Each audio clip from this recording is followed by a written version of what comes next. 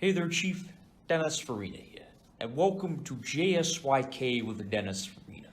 Just so you know, I'll be talking for most of this. I don't think so. This is the Cage Man Uncaged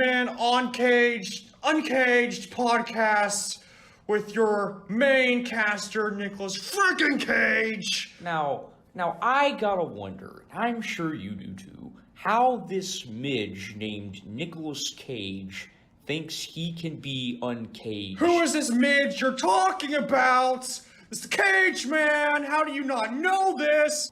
Oh, yeah. Actually, guys, it's Right. our podcast. It's a D podcast That's with your right. main bros slamming skits.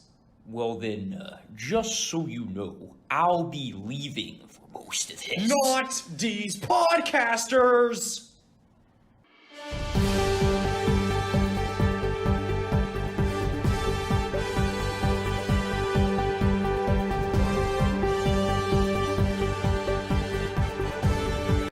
Three, two, One. dun dun dun dun dun dun dun dun dun dun dun dun. Dun-dun. That was the Sardarnicast Yes. type of intro right there. That's Whoa. right. Yeah, that is right. You don't have no idea who the Sardarnicast people are, do you? Absolutely not. Okay, cool. Also, since you hate Chris Stuckman, I should just stop talking about Chris Stuckman. Oh. I love Chris Oh. Stuckman though. Anywho, I'm Slam and this is Skits. Welcome to another D podcast. Yes. The podcast, yes. Where we yes. talk about the things in the podcast. Yeah, we talk about random things, kind of see what you guys like and all that stuff. So here Yeah. we are, D podcast. You got it. So If anyone's listening, because the last episode was like one person watched it, so yeah, hooray. Woo! America! Anyway, so how have you been? Doing pretty well. I actually watched that movie. It's pretty hilarious. Oh really? Yeah, it was hilarious. Glad you liked it. Stupid puppets. Unfortunately, though, we will not get a Team America World Police 2 because Trey Parker and Matt Stone were like, no, puppets are terrible. We hate doing stuff with puppets. Yeah. Something like that. They hated doing that with puppets. It was Interesting. so hard for them. I could see that. I can see that as well.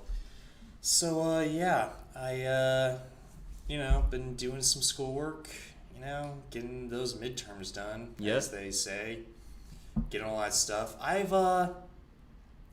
actually got into the Harry Potter fan base. I guess. Really? Yeah. Reading those Potter books? I'm renting one, actually, from the library. Which one? Apparently, it's we're renting out the Sorcerer's Stone, starting out with the first one. You're starting with the funny, more charming, short and sweet ones, if you can call it short. Yeah. Compared to the rest of them, at least. Yeah. Yeah. So I've read that actually. I haven't read a single book, so I'm starting out on this one. The thing is, like, they have this new website called like the Wizarding World instead of Pottermore now. Yeah, I've heard of that. Because of instead of just Harry Potter, it's the Wizarding World. Because not only do you have Fantastic Beast movies, but you also have other writings from J.K. Rowling, from like the Roanoke, like abduction or whatever. It was all like magical people. Yes.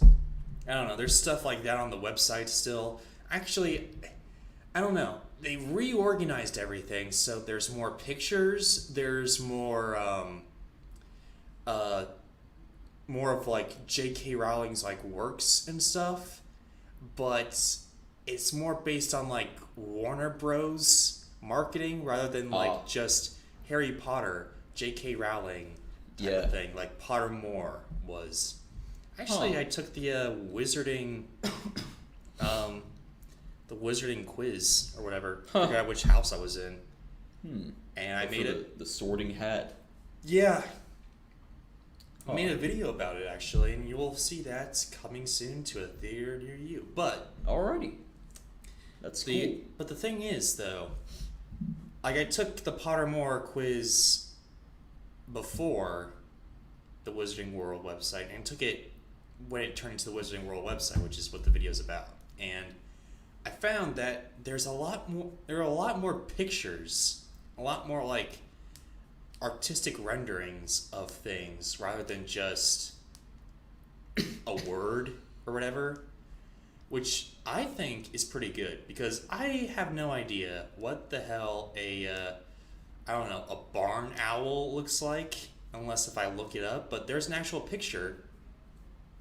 There's an actual picture of it on the website, like a 3D like artistic rendering of it.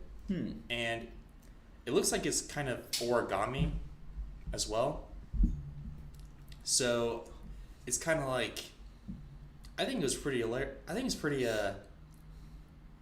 both hilarious and well done, I think. Like, I kind of laughed at some of the artistic renderings, like, oh my gosh, this owl's fat, this owl's skinny, the type. Yeah. So you'll see that and more on the Sorting Hat website. I plan on doing like a trilogy of videos for that. Yeah. There's another one with the wand, trying to get the wand, I guess. I don't even know what the heck that's about. And then another one with the, it's hilarious. Yeah, it is. And there's another one about the Patronus, I guess. Like Expecto Patronus. That's Patronus? That's Expecto Patronum. But, Patronum. I got the Patro part. Patronus apparently is a animal sidekick. Maybe it's related or something. No, it's like It's not okay. Maybe it is. I don't know, but it's a Expecto Patronum is a spell, whereas Patronus is like an animal sidekick, I guess. All wizards have one, I guess, somewhere. I don't know. I mean, it reminded me of like Avatar. Like Avatar always has like a animal sidekick, like with Aang, aka the bald kid with the arrow on his head. Oh yeah. He's got Appa, his giant flying like snowy buffalo, and then the new Avatar, I guess the Korra, she's got her polar bear dog or whatever, which is, I don't know, whatever. But anyway, enough of that. Getting to Harry Potter world, so the Wizarding world, if you will. So I'll have more to say about that later, but just Excuse me. But yeah, a lot of opinions about J.K. Rowling and how her business practices and many other things, and we won't discuss it here though. Okay. Cool. How are you doing? Well, I'm kind of good and bad. I'm good because I've met some girls recently in Auburn, making new friends in my classes, and it makes, getting through these engineering courses easier. On the flip side, I got laid off from my internship. No! Those Swedish bastards. Nah. These the job process, the economic backscale sucks. Yeah, I guess the company can't afford to have me right now, and I wasn't necessarily needed there at this point. And I guess, to be totally fair, what I'm studying doesn't quite directly line up with what I'm learning at work. Or what I do at work. So, I hate that I've lost this big source of income, but ultimately I want to do something related to what I'm learning about, because I feel like if I go to SKF, that kind of holds me back from, going forward and embracing my full potential of knowledge that I'm learning about. So Yeah. it's a good and a bad thing. You wanted to design like keyboards, right? Well, Or something circuit like that. boards. Circuit boards. There we go. I guess a keyboard is a circuit board in a way, mean, yeah. if you think about it, but not specifically. It's got circuit boards in it. Yeah, well, I guess yeah. it is a board in itself. Yeah. Yeah, I want to design a computer Board. equipment. Hashtag boarding. Oh, electrical engineering. Boarding. I like that. I'll have to use that one. Want to design like commercial grade electronic systems to work with, like an airport display system, or fire alarm circuitry, that kind of thing. Oh, well, Yeah. okay then. Ideally, I'd love to work for Stern Pinball, or Stern Amusements. Sorry, but the pay for that is not as good as I would have hoped. So that's probably a no. But I guess that's always a if all else fails kind of thing. I mean, if that's your dream, then you would probably just work for peanuts in order to do I would it. definitely not work for peanuts. Well, then I guess it's not your dream. Because if I worked for peanuts, it's like suicide Yeah, well, I guess... for me. So I'm not doing that. I guess, well, it's not your dream then.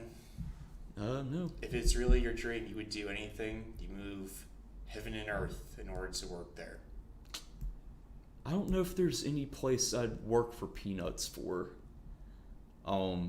There's plenty of places I would work for. I would love to work for like, even maybe like IBM or I'd work... Apple maybe. Yeah. Maybe Apple. I mean, Maybe. I mean, I would work for peanuts Or if Dell. I got to work for a Disney or Warner Bros. Or, yeah, or or Paramount even or for- Apple or Mhm. somewhere in the entertainment industry. I would work for literal pennies in order to get my foot in the door for that. Even for me as an engineer, if I work in electrical engineering for Disney, I could do stuff for the theme parks maybe. So Yeah. Well, there you go. that's always a possibility. So yeah, As it says in the Prince of Egypt, there can be miracles when you believe. that's really all I've been up to. Yeah, well, there you go. And there you have it, folks. That's it for our lives, I guess. That's it. We don't have anything super busy or whatever. We don't have we're not, social media people like stupid Logan Paul and his idiocracy. Tanya Paul. Logan Paul got married, or Jake Paul got married. One of the Pauls got married to Tanya Montague, aka Idiot on Legs. My gosh, she's like Kim Kardashian levels of idiocracy. Oh, no. I'm not even gonna get into it. Oh no. But that's just stupid. Oh boy. She's like Tanya's stupid, Kim's stupid. They're all stupid. Yes. Speaking of which, great transition into a new segment I'm going to be putting into this podcast. Hopefully avoid the YouTube drama, which Tanya is a big part of. Oh yes. Oh, yes. And I'm going to avoid her as the plague. There you go. But this is a segment I like to call Tubin' with the U's. Tubing with the U's. Working title. Maybe Tubing with the YouTubers. Yep, there we go. Tubing with the YouTubers. That's Okay. it. Tubing with the YouTubers, everybody. Alrighty. So this is a news segment where we're going to dive into and reviewing YouTube channels, if you will. There's this Yes. great other podcast that does it, pretty much ripping it off from them, but I don't care. It's from Jar Media. And yes. It's this guy from I Hate Everything, Alex. He's a part of it, and his brother's a part of it, and a friend's a part of it. So yeah, they go on to different YouTube channels and they rate how they are and how their content is and all that. So Interesting.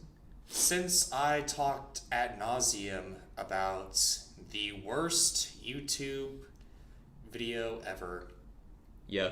or close to, I've seen a lot of them. I've seen worse, but since I went ad nauseum about the Nostalgia Critic and Channel Awesome last podcast, Right. today we're going to talk about another YouTube channel that the Hendry introduced me to, and he knows more about. Yes. What is this YouTube station? This channel is called The Gaming Historian. Ah, yes. Very nice. A great channel and a great man. And to be totally honest, I don't remember the guy's name. Well, That's unfortunate. So yeah, it's Norman, son. Norman is the It's- man's name. Yeah. Okay, it's I Norman. remembered Holy finally. Crap, son. Thank you. So By viewers like you, thank you. you're welcome, PBS. Now, let's Go talk. ahead. Let's talk about this guy. So, here's what we're going to do. All right. We're going to pretty much go over his content, talk about the man himself and how he got started. Yeah. Talk about his content and all that. Talk about his most recent video, Yeah. and talk about the flaws that we have with his content and all that. So, son, why don't you tell us about Norman? So Norman is a guy who's had his channel for a few years now, and he likes to talk about the historical elements of the gaming industry, not from like, oh yeah, cool retro games, man, yeah, retro. It's more like so this lawsuit happened in 1980 whatever, and Yeah. Nintendo's lawyer Lincoln Howard, who always is Nintendo's lawyer until more recently, Yeah, he's not did whatever. So he's not really a jokey kind of channel like It's Mr. not- Mr. Plinkett or or Cinemassacre. AVGN, yeah. Although AVGN was a very big influencer with him. Yes, they do work with each other sometimes, even. Yeah, but AVGN came out first, and Right. this made Norman kind of like want to do Yeah. like gaming historian type of things. Right. And he had a more like, I guess like when he first started, like no one was doing like actual in-depth like serious videos about gaming like they would if like a true documentary or something. They're all jokey and whatever, Right. like the AVGN. So he, I guess, decided to have like a very serious, in-depth, like pulling out all the history, all the critiques, just like everything about this one particular like software or hardware of some kind of gaming, of all things gaming, I guess. Yeah. Is that not correct? I would say that's a good way to put it. Norman's channel is it is a bit more serious. He throws some humor in there. It's a different kind of humor. It's very simple and subtle, but it's very effective if you pick up on it. A lot of his humor has to deal with his like real personality, which Yeah. I think he's fine with you kind of laughing at him, but not like making fun of him, but as per usual with humans. But Oh, some things he does is just so nerdy, but he doesn't care. And it's just And kind he of he owns up to it fully. Yes, That's why he has a beautiful wife. Oh yes, he does. Probably. Norman, good job, my dude. Holy Yes. crap. Teach me the ways, anyway. So, so a good example of this can be found in his most recent video. Yes.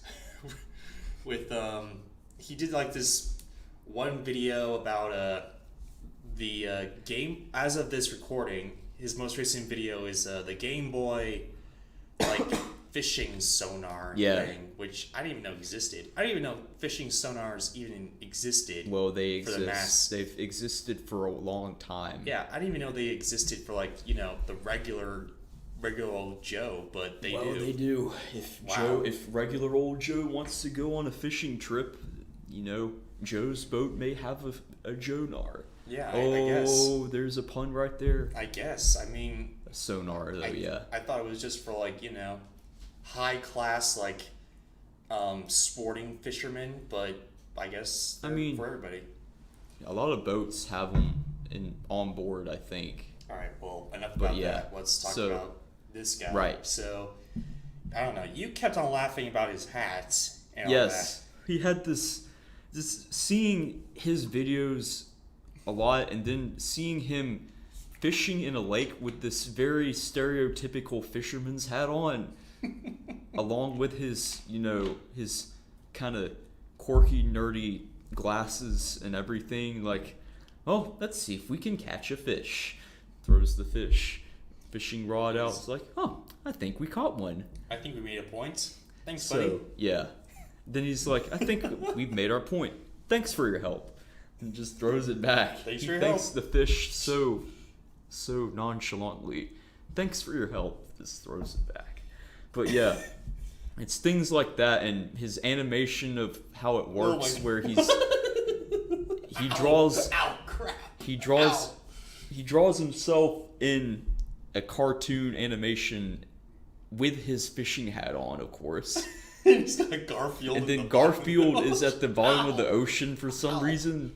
I don't know what that's about, but Sorry, my Oh yeah, I forgot to mention I had surgery. he did. He had his tumor removed. I had a fatty, benign tumor got out of my lower abdomen. So every time I laugh, it hurts. Oh, yeah. So- ow, crap. Ugh. Anyway, Yes. continue with your Yes. Garfield animation. So Garfield's in the ocean, and I guess that's a thing. Ow. So in a lot of his videos, he does a lot of the illustrations, and he draws like these legal battles in courtrooms, which is kind of funny to see. Especially, and I love when he talks about the Nintendo defense attorney Lincoln Howard's. Always loves to talk about Lincoln Howard. Yeah, because he was a big, huge lawyer during a lot of the crap Nintendo did back in the day. Especially with the two big lawsuits with Atari, Tengen or Tengen, however you pronounce it, and with what was the other one? Oh yeah, there was a whole case about video game ratings when a bunch of violent, bloody things started appearing in the 90s. Yeah, I mean, you got all that from the gaming historian. I mean, he does Yes, some good work. I mean, here's you will learn a lot. not that I'm qualified to say, because I'm going to get into. I guess I'll get into it later. But there's two things that he does. Right. One is keeping most of his videos short and sweet, which Yes. is a big plus. And two, he doesn't waste any time, with jokes or whatever. He just gets to the point, describes everything in excruciating detail. And most of the time, he goes out of his way to get the stuff that he's talking about and show everyone up close and personal, with the gaming sonar and all that. So yeah, there's that. Here's a critique from his videos, and I saw it a little bit in this most recent video of his. A lot of the times he repeats himself, He does. and I find that to be a little jarring. I wish he would not do that, because there's just wasted time. But I mean, he's talking a lot. he writes scripts, so he's probably like redoing a whole lot of it, I guess. So, like ad-libbing a lot as well. So I think, I don't know. I mean, I was feeling like if he doesn't repeat himself, it'll probably be like 30 seconds to like 45 seconds shorter. And I know that probably doesn't seem like a lot, but I mean, in a 6-minute video, it's a lot. And I know that because I've edited a lot of videos on this channel as well as, other things. So, that being said, I wish he would stop saying the same thing over and over again. But other than that, I mean, there's really nothing wrong with his stuff, except for the fact that there's not a really good schedule. Yeah, I agree. Very rare. The same thing can be true with the AVGN, but the AVGN, I mean, Cinemassacre, at least they have videos coming out. Like they have James and Mike Mondays, which comes out every Monday. Right. The Gaming Historian doesn't have videos that come out every week, which maybe is a problem, but I mean, granted, his content is he has to dive into a lot of research and all that and make sure he gets everything on point and all that, but still, I mean, I wish he would have something maybe a little thing every week, but I understand why he's doing that, but I mean, I wish he would have something every week. Yeah, that'd be kind of nice, but yeah, like you said, his videos probably take a long time to edit, and I don't think that his main job is that channel. Well, his main job now is. Oh, is it? Yeah. Okay. I remember him coming out with a video saying that it is his full-time job. He has to support his Patreon now. Oh, okay. So, yeah, it is his Didn't know that. job. Well, good on him for pursuing what he's passionate about. Yeah, and I mean, I'm not saying there's this one thing about I follow many YouTubers who put out maybe one thing a month, right? But the thing is, there was a time when the Gaming Historian didn't put out anything for 5 months. And I was like, what the heck? Is his channel dead? Well, I remember that. I believe he also has a generalized anxiety disorder. Well, yeah, he also has that. And he made a video speaking about that. And I think he was saying, sorry guys, this is why I kind of disappeared for a while. So I needed to recover from a mental health standpoint. Yeah, that's understandable, but For sure. I don't know. I fully support that. Yeah, but it's not just that. It was other times then his videos were gone for long periods of time. Yeah. And, I mean, I don't know. If he's suffering through this, maybe just have some other person, maybe his wife, do something with his videos or whatever. So, yeah, maybe if he could have someone else working with him, that'd be kind of cool. But someone, equally good as him. Yeah.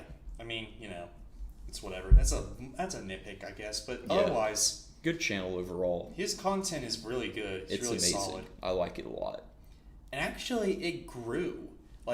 He It did. Hasn't, unlike some people, aka Doug Walker, his content grew, but his areas of expertise didn't. You're right. He kept on having the same characteristics, having the same general feedback of and layout of diving into every single aspect of this one particular hardware or software or whatever. And but the thing is though, the only thing that really changed was the technology aspect of it, I guess. Like his Yes. videos became more clear, his audio became more clear. Mm-hmm. Like everything became better and better and better. And better. Yeah. Unlike the Nostalgia Critic, where It was less better and less better and less better and no, less better. no, I mean, I like, did that just to make fun of you. No. Yeah. the camera work. But yeah. The camera got better, and his stuff got better, but the audio is still crap. Like his stuff is getting like. His content is getting worse and worse, like with the scripts and all that. Yeah, I agree with that. Yeah, his scripts and like what he chooses to review and a bunch of other stuff. So, yeah, unlike the gaming historian who seems to have He a knows major, what he's doing. Yeah, he knows what he's doing. So I think here's how we're going to grade YouTube channels. We're going to say go or no. Go meaning go out and check out his stuff. Go or no? No meaning don't waste your time with this bullcrap.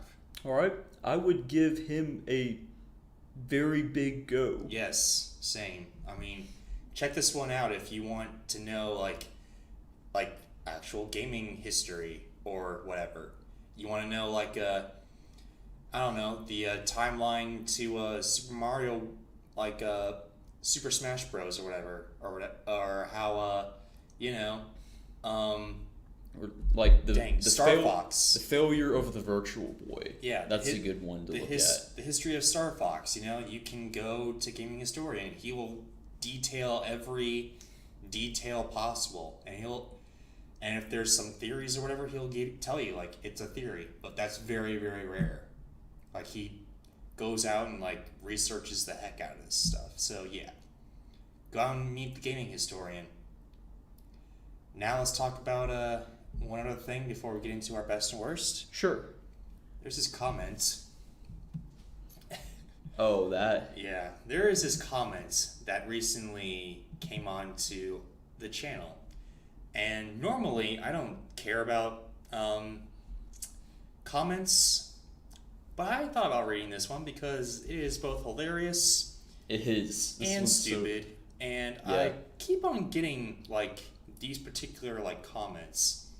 And while I don't endorse them, I mean, I don't know, if you want to post something like that knowing that it's a joke, go ahead and leave the comments below and maybe we'll have your comment up here. While the Hendride goes and coughs once more. I'm sorry. It is so I- is so annoying. Holy crap. I must have gotten like bronchitis or something. Yeah. I don't know. Well, anyway, there's this one comment by Victor Saucido. Sassido.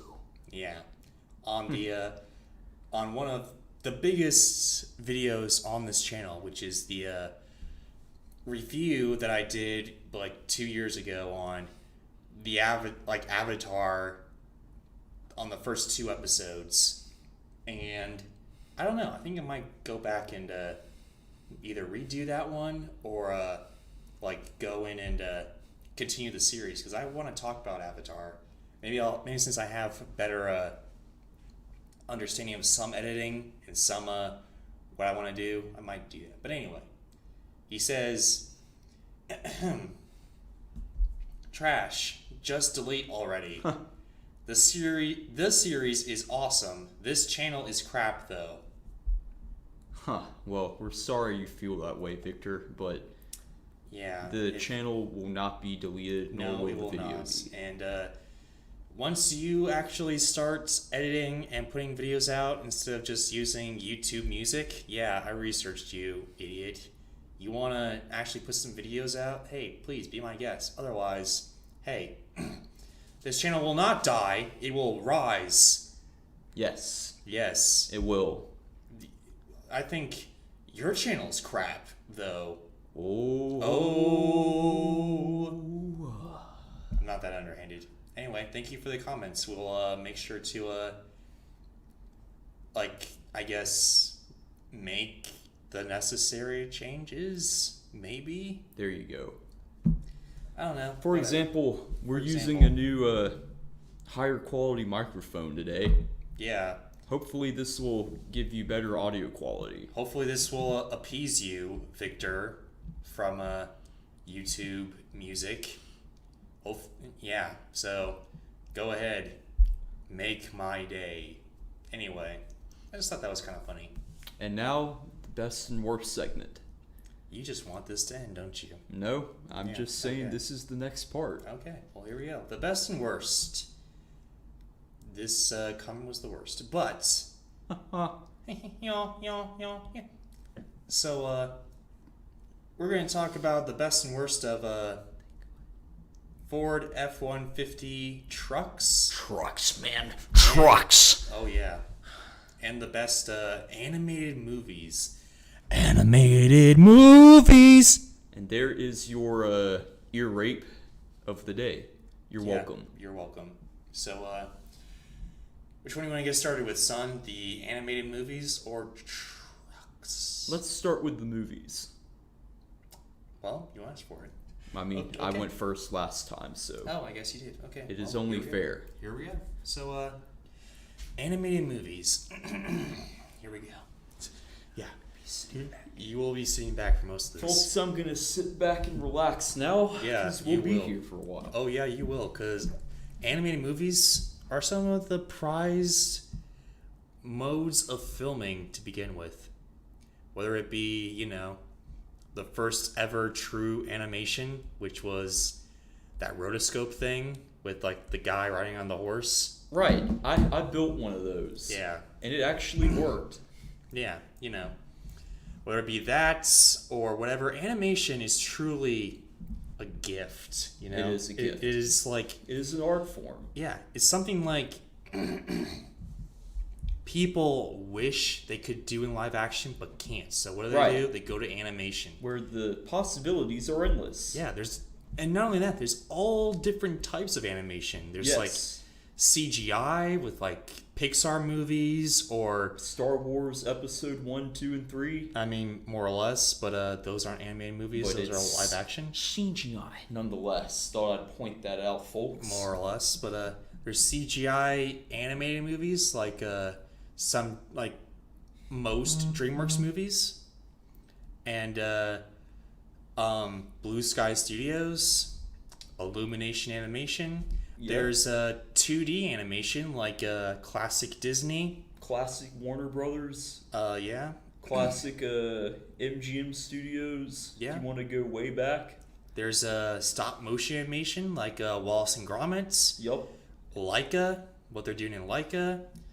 What Wes Anderson did with Fantastic Mr. Fox, and some like there's some segments in his other movies, and Isle of Dogs, Right? aka I Love Dogs. Isle of Dogs. Oh, roasted. Anyway, That is another ear rape for you, folks. yeah, there's just a lot of really strong, really great animation. And in fact, it's not just kid stuff. Like there's a great anime movie called Anomalisa, Right. where it is like stop motion animation, but it is a rated R, like pretty hardcore animated movie. Right.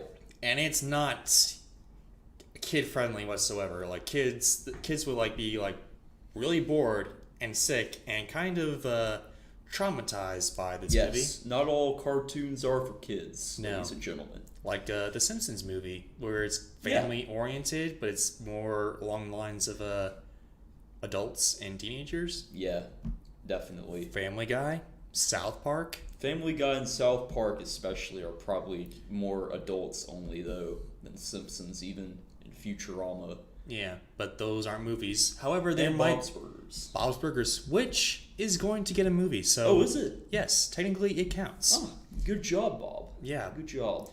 I guess they started the production process way before Disney took them over and had the ability to stop that. So there you go.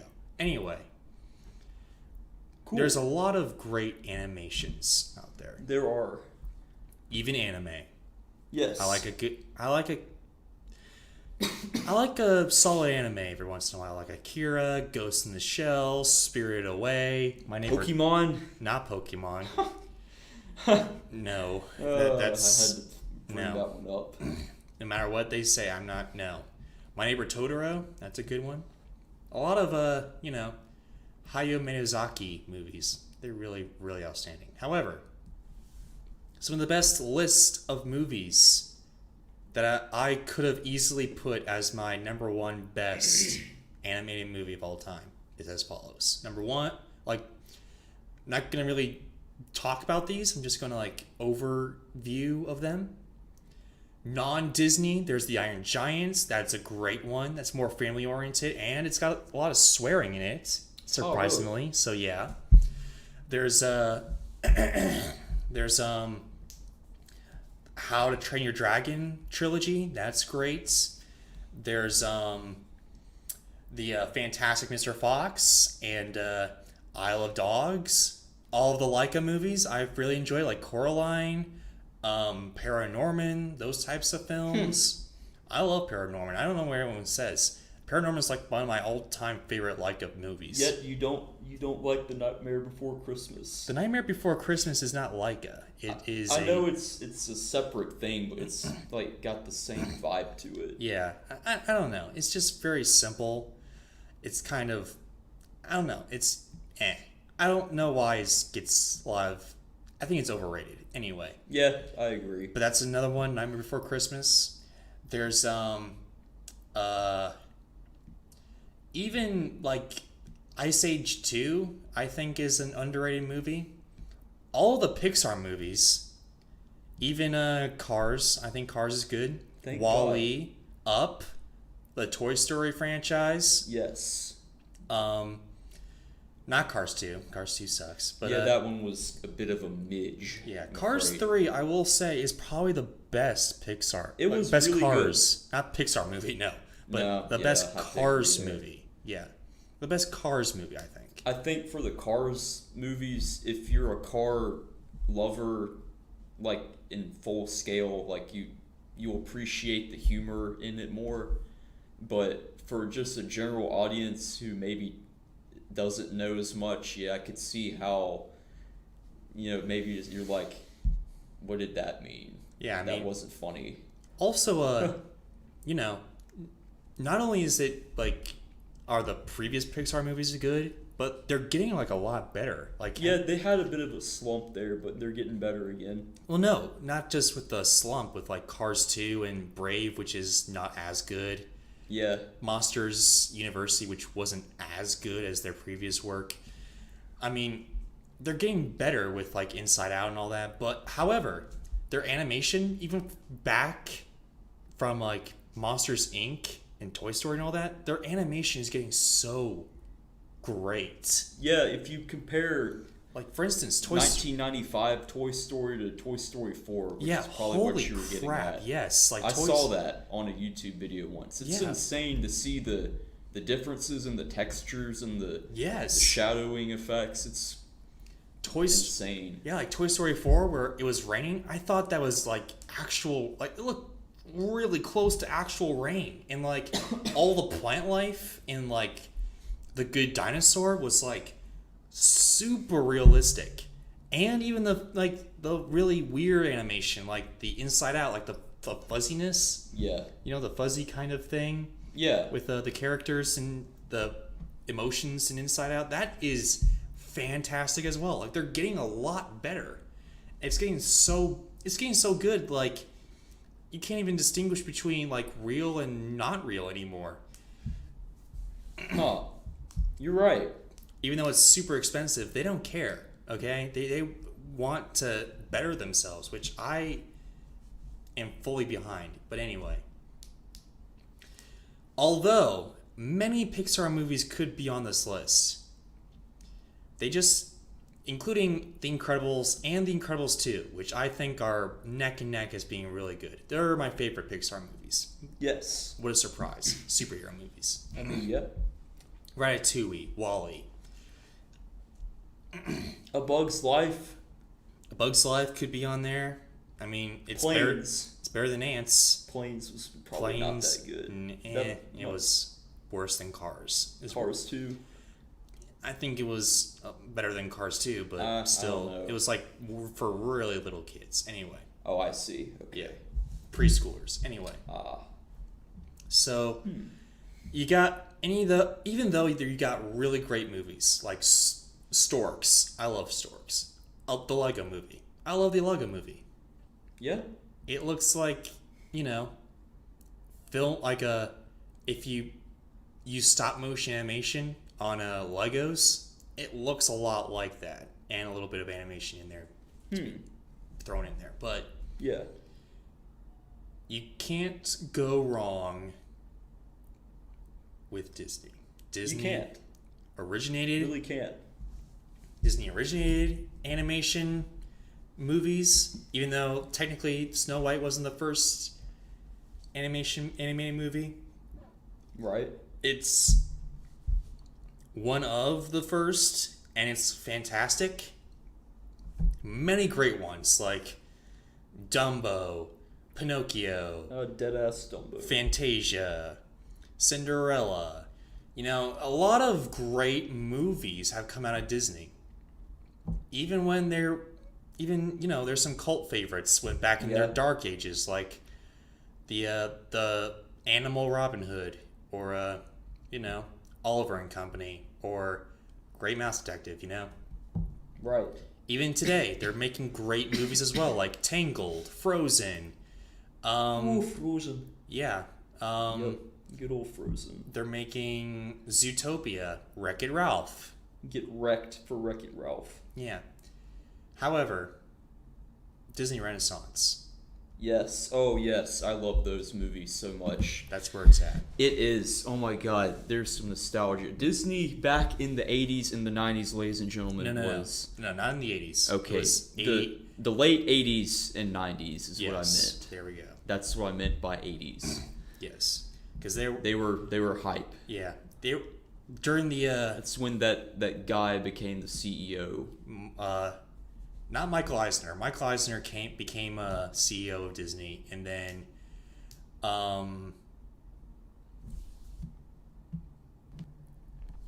guess you were talking about Michael Eisner. Yes. Even though he made some terrible decisions. Right. He did some good and some bad. A lot of the good that came out of it was kind of like him. We're getting way off topic, but he. Yeah. Keep this short and sweet. A lot of the good kind of was like behind his back, like The Lion King. Yeah. And a lot of the bad was, that he was actually working on, like Pocahontas. So, that type of thing. Jeffrey Katzenberg, that is who I was talking about. Jeffrey Katzenberg, it's kind of the same thing. Like, whenever he was actually working on something, was pretty bad. Yeah. Like Pocahontas. And a lot of the good that he did was kind of on, like, behind his back. Like, he didn't actually do. Yeah, like The Little Mermaid. He thought The Little Mermaid was going to suck. So did Michael Eisner, but it turned out it rocked. So there you go. Anyway, Disney Renaissance, that's where it's at. It was a close call. It was, wasn't it? Between The Lion King, which has some of the most spectacular, beautiful animation. One of the great stories ever told in pretty much Hamlet. Right.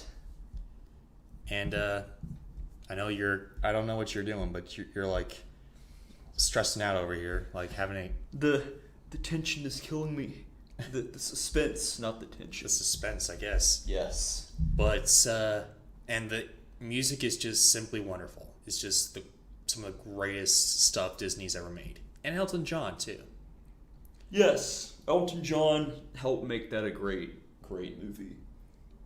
However, the animated movie that I consider to be one of the best ones is Beauty and the Beast. Yes. Excellent choice, Chief. Excellent choice. It is. You know why? Why? I'll tell you why. The animation is simply wonderful, okay? It is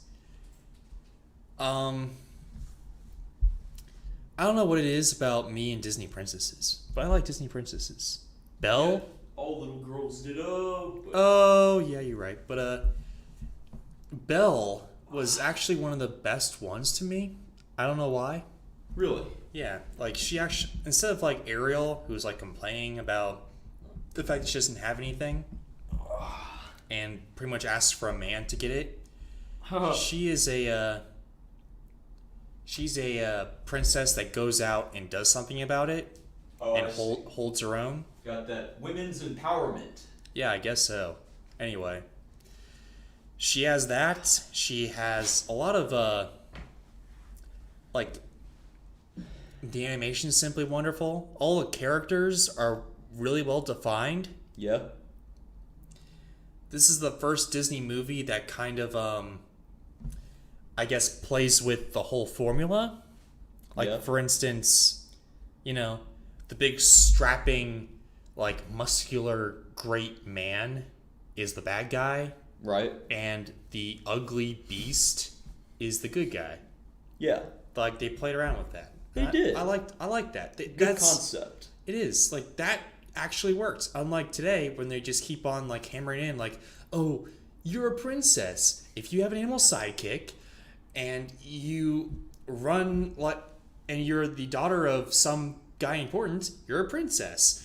You're a princess. I'm not a princess. Whatever. It's so annoying now. Very Like, cliche indeed. it's getting to be that way, Yeah. yes, but neither here nor there. The point is, this is the first one that did it and like kind of worked and was based on the source material where it could work.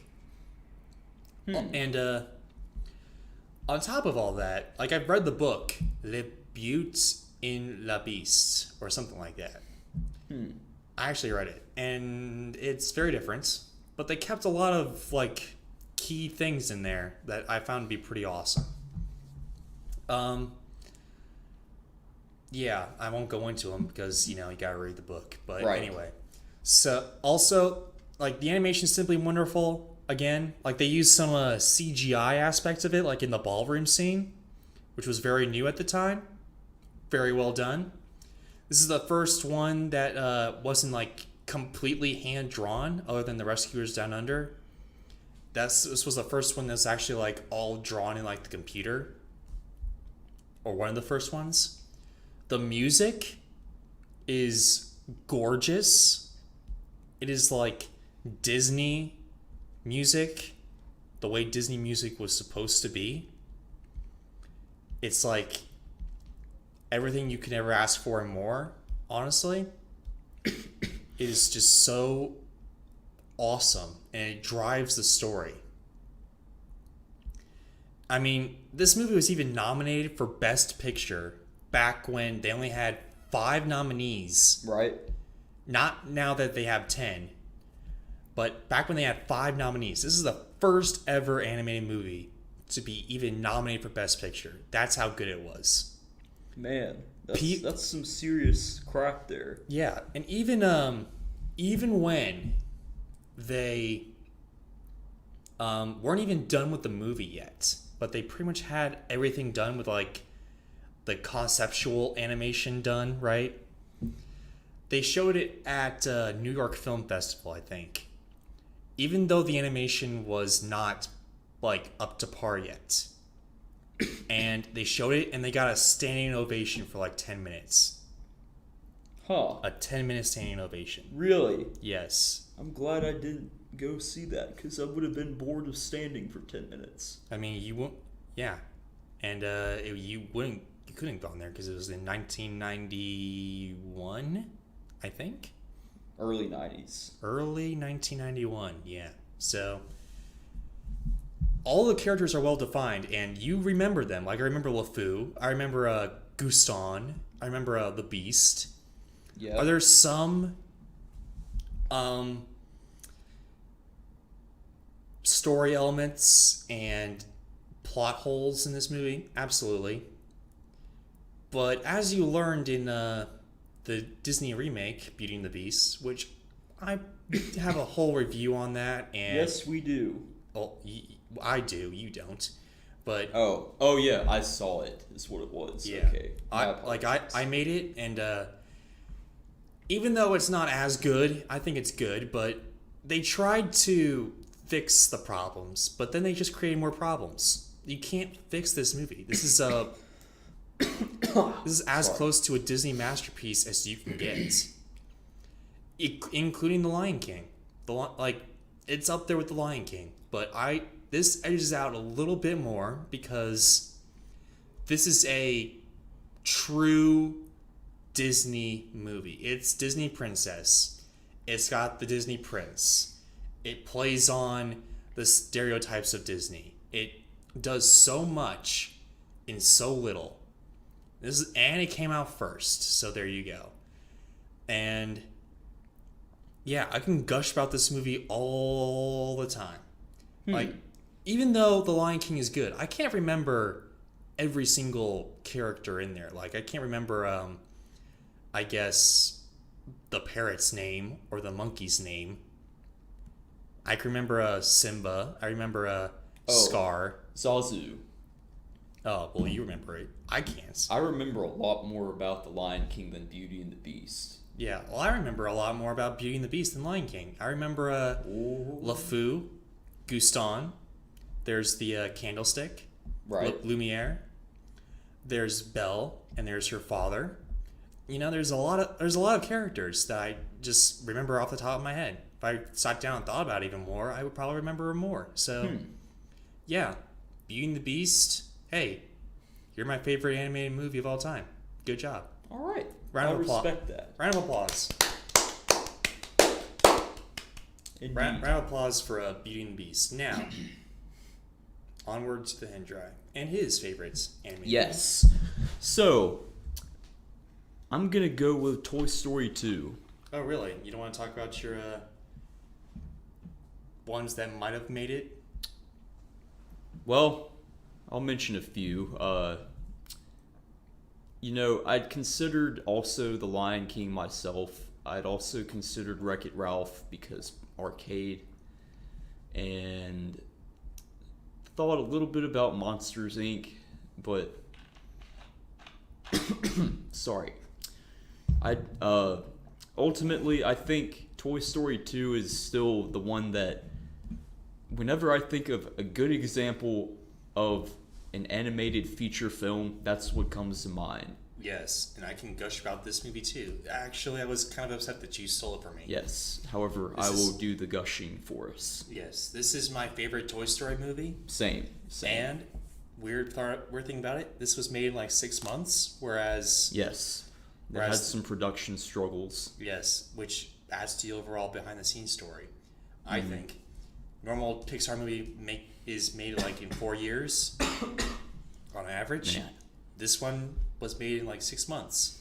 And it's funny, this was originally going to be just some direct-to-video sequel where the guy who talks with the blue background would be like, coming soon to VHS and DVD or whatever. Yeah, you know. Would have talked about, but not to theaters. But after all, it came to theaters, didn't it? Yeah, so, it did. Good thing it did too, because it took what was great about the first one and it made it better. You know, it gave new characters and it gave this excellent storyline, and it has this surreal element that the first one didn't quite have.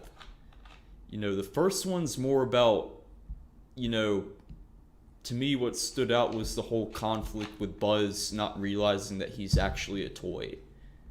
Where this one, I see a bigger picture in terms of a storyline. There's the whole thing with, Woody gets stolen by Al, who owns the toy store and likes to dress up in the chicken costume for some reason. I remember that. That's their mascot. It's like Chuck E. Cheese. Right. And that is the Linden Pump. Yes. Anyway. I am diabetic, ladies and gentlemen. Yes. Anyway, yes. Back to the chicken. So you're saying that there's more story elements. Do you like do you like more of the drama in there? Or do you like what are you saying? Some of the drama, surprisingly, and even some of the comedic aspects of it. Like, I just remember getting really entertained by Bullseye the horse stepping on the Cheetos or something. I don't know why that was so memorable, but it was. While the TV was on and Al and his, fat man facial hair was sleeping away. And, you got Prospector Pete there, ended up being a villain, like a side villain or something, who was trying to help Al out, like without Al even knowing it. And then you got Jesse, who ends up coming with Andy back to, Woody. Holy crap. Oh my gosh. Wow. Son. Oh my gosh, self. I agree. Holy crap. Why did I say Andy? Okay, I got people mixed up. All right. I was going to say Jesse going back with Woody to Andy's house. I thought that was nice. The penguin that was Wheezy was a good one. Ow. Oh gosh. Ow. Oh. I remember he was like, I want to sing a song at the end. I feel a song. I feel a song coming on. You got a friend Dun, dun, in me. dun, dun, dun. Then all of a sudden he's like, you got a friend in me. Or something. So, Ow.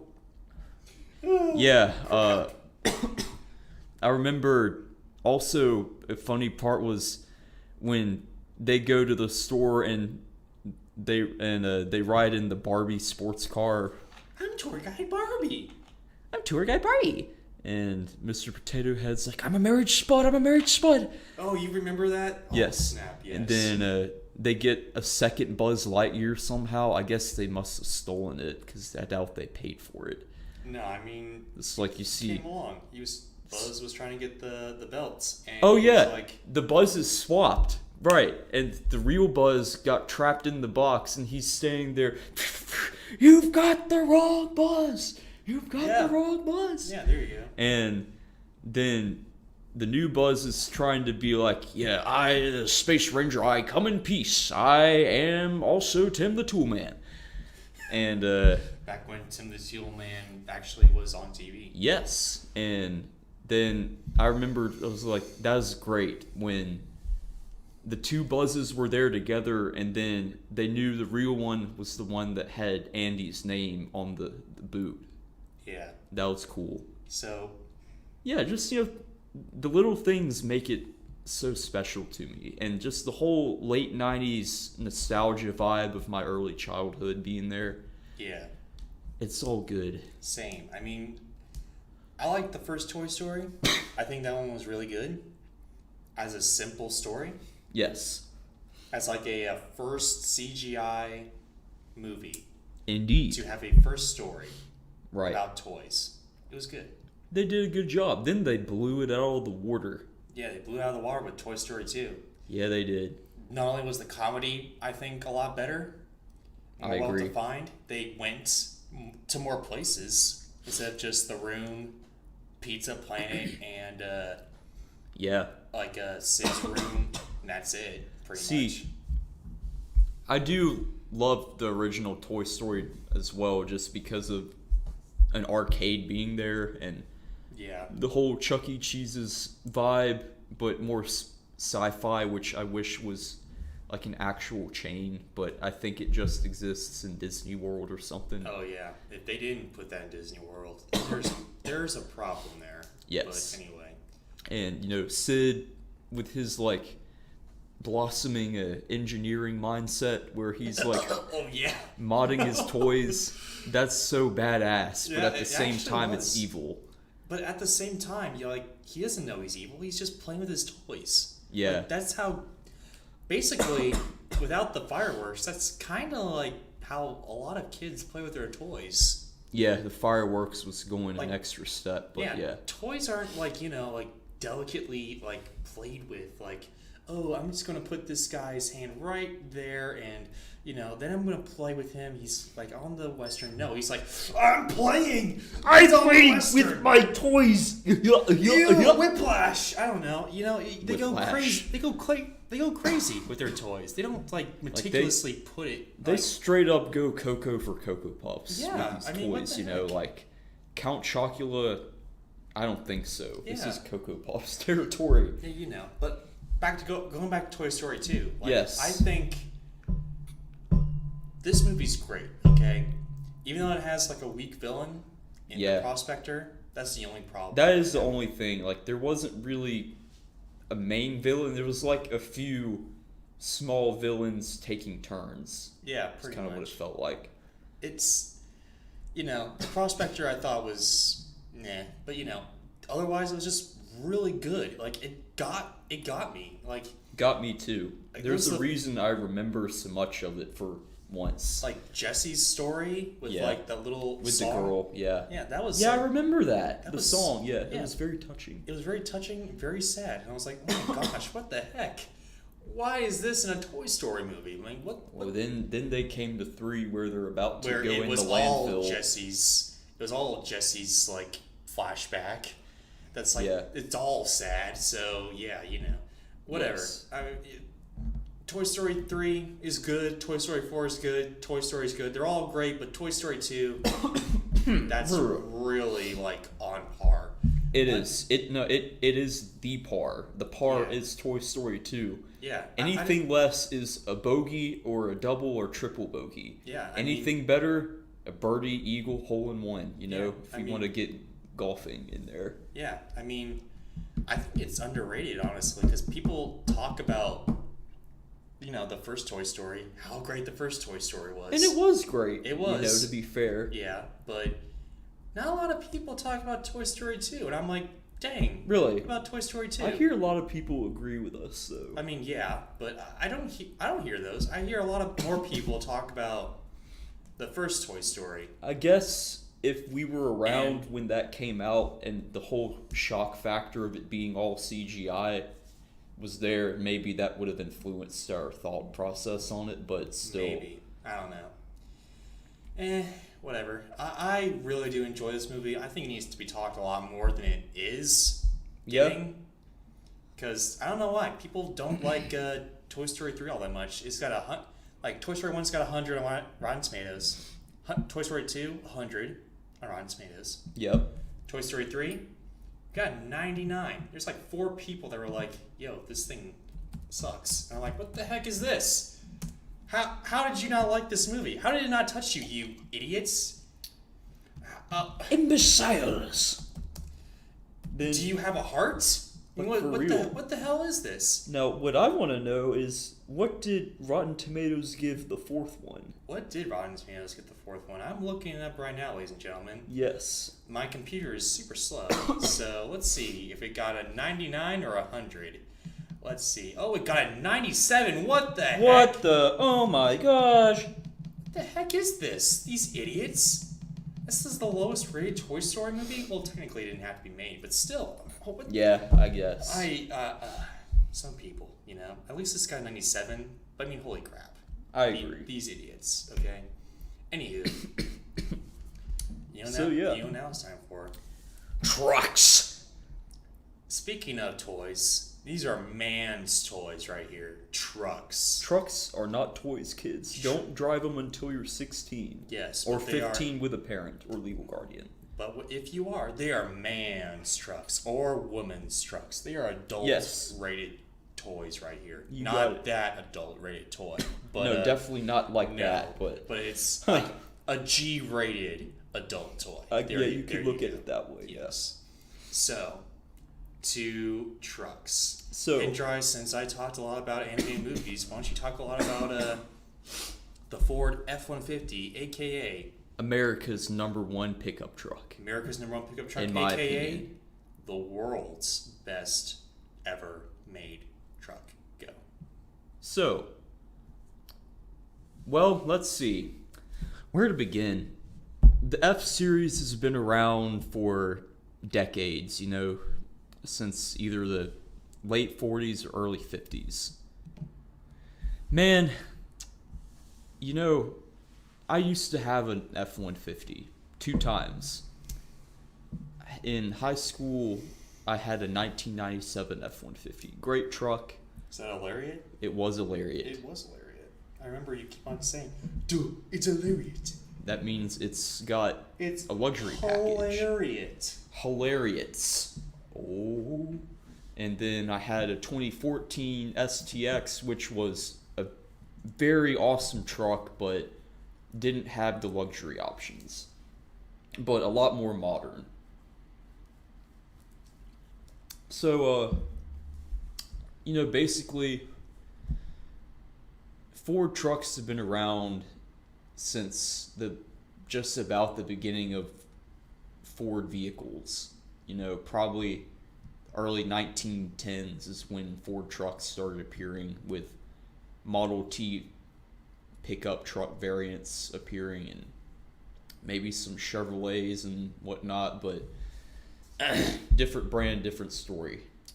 So overall, I'd say for most of the time, the Ford and the GM trucks have been on par with each other, probably up until the 80s, when for a little while, I'd say the GM trucks in the mid 80s to the mid to late 90s were maybe a little bit better.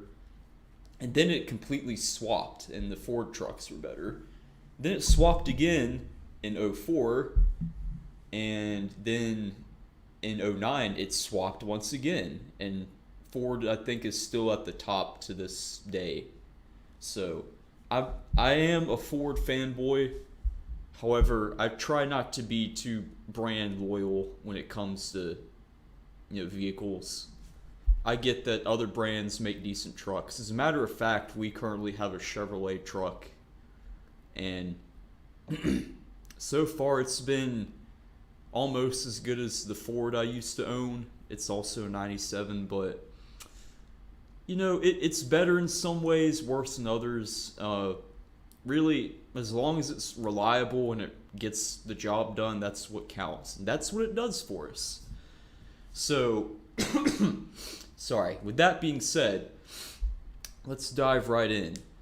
So, my favorite F-150 of all time would have to be the 2009 to 2012 F-150 Lariat. Now, I know the 13s and 14s are all part of the same generation, but you know, I think the earlier ones have a different grille, and I like that styling better, and I like the styling of the interior a little bit better. They changed it a little bit. They updated the user interface and the navigation system, but it's not a drastic change. Now, you know, you may wonder, why did I not go with, you know, the Platinum or the King Ranch? Well, I always look at the Lariat as the best, you know, compromise between affordability and having something luxurious. Because when you go with a Platinum or a King Ranch, you're spending extra money to get not that many more features. You get a little bit more, but not a lot more. Here's the difference. Here's the question, though. Yes. Does it have cup holders? Yes. How many cup holders does it have? I have no idea. You should know, because holy crap. That is not something I look at. I know you like to fill your cup holders with McDonald's cups, but I mean, I like to hold my drinks in cup holders rather than my lap, so I don't have to be juggling that. well, let me think. I would say at least 4 or 5, probably more for the Lariat. Okay, well, good. So you've got cup holders. And to narrow it down even more, I would probably go with the 2011 and 12 Lariats, because that's when they had, the introduction of the EcoBoost and the 5.0 V8 engines. And both of those, I would say, are better options than the 5.4 Triton that came before it. If you know anything about the 04 to 08 trucks, they had some serious design flaws with that 5.4 engine, with cam phasers, failing and making a annoying knocking noise that sounded horrible, and eventually causing insufficient oil circulation through the motor, or God help us with the spark plugs that were ridiculously long, and they were made in, it was a two-piece design that was attached together, and trying to take those out is like a game of Russian roulette. Sometimes you take out the spark plug just like you do on any car.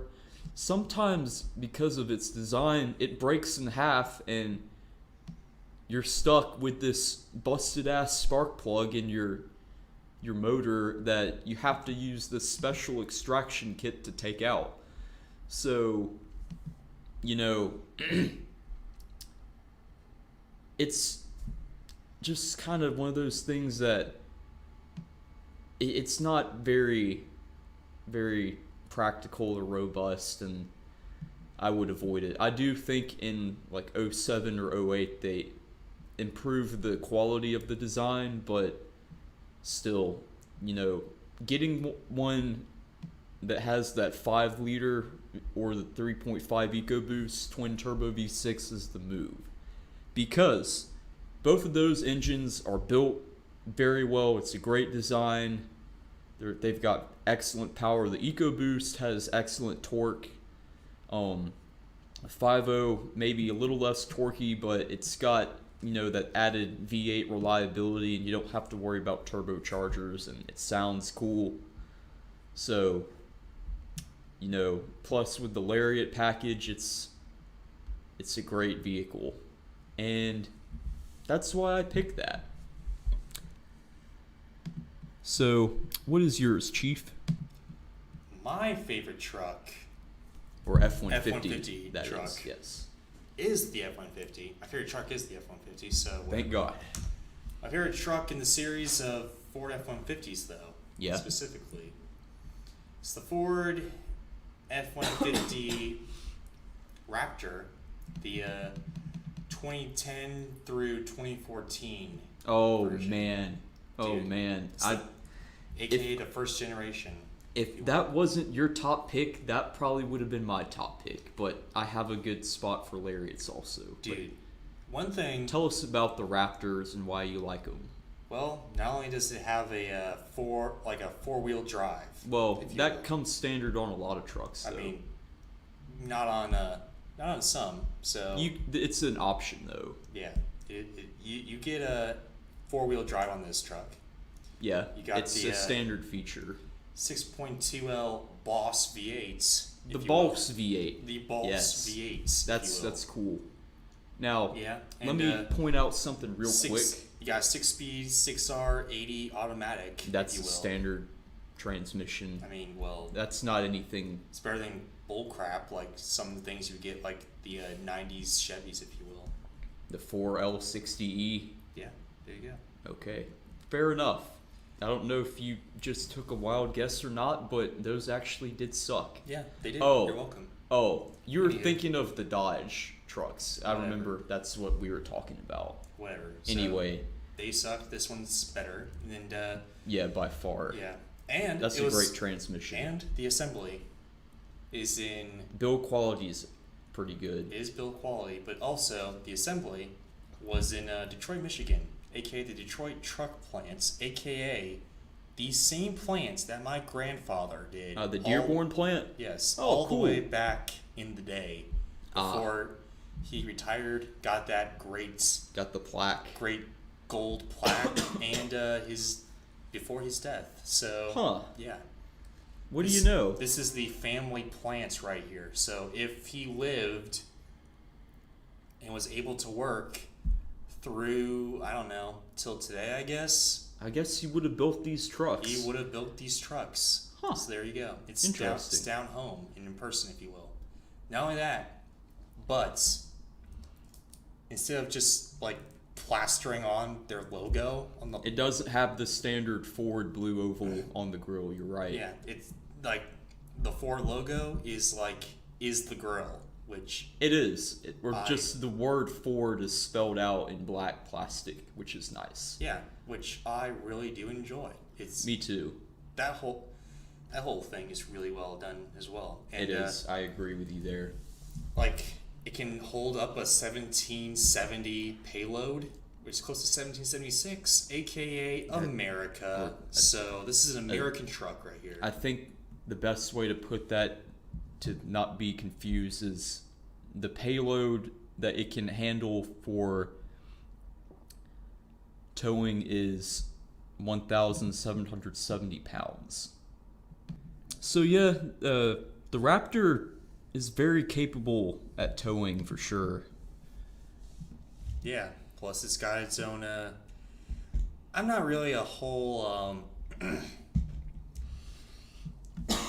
Guess I'm not huge in the in the like performance wise.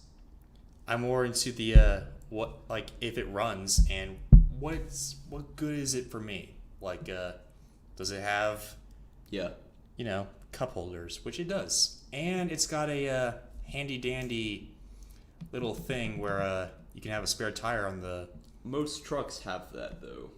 but this one does as well. So yeah, That it's is got I would hope so. many trucks have it, but this one seems to have like all the ones like all the stuff that is on other trucks, but it's like the culmination of like this. I mean, it's an F-150, no doubt, but Yeah. it's a special model. It's a class 2 pickup truck as well. So Yes. yeah, there's that. You can get it in a super crew or a super cab, which is basically extended. No, crew cab or extended cab. Plus you can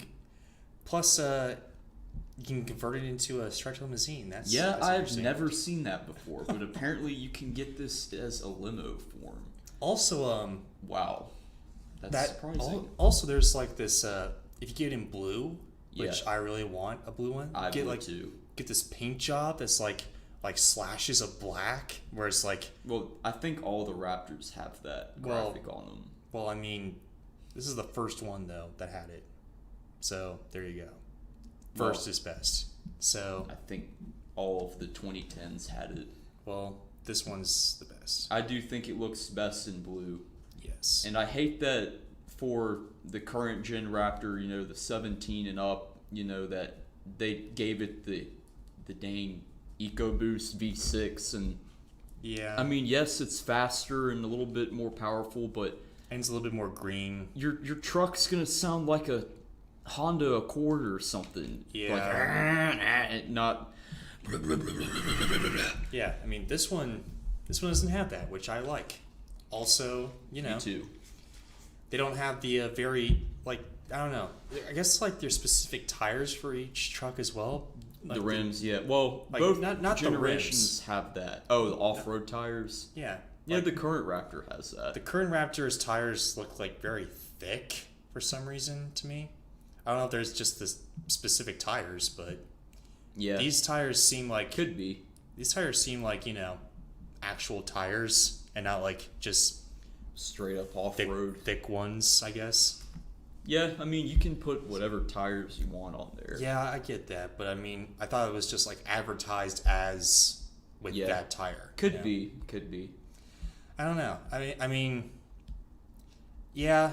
With all that stuff in mind, that's why I love this specific truck. Like the newer trucks, new Raptors don't really appeal to me a whole lot, especially with that EcoBoost, I guess. Yeah. But this one seems like, you can go off-roading with it. You can, just drive it in the, into town or whatever. Right.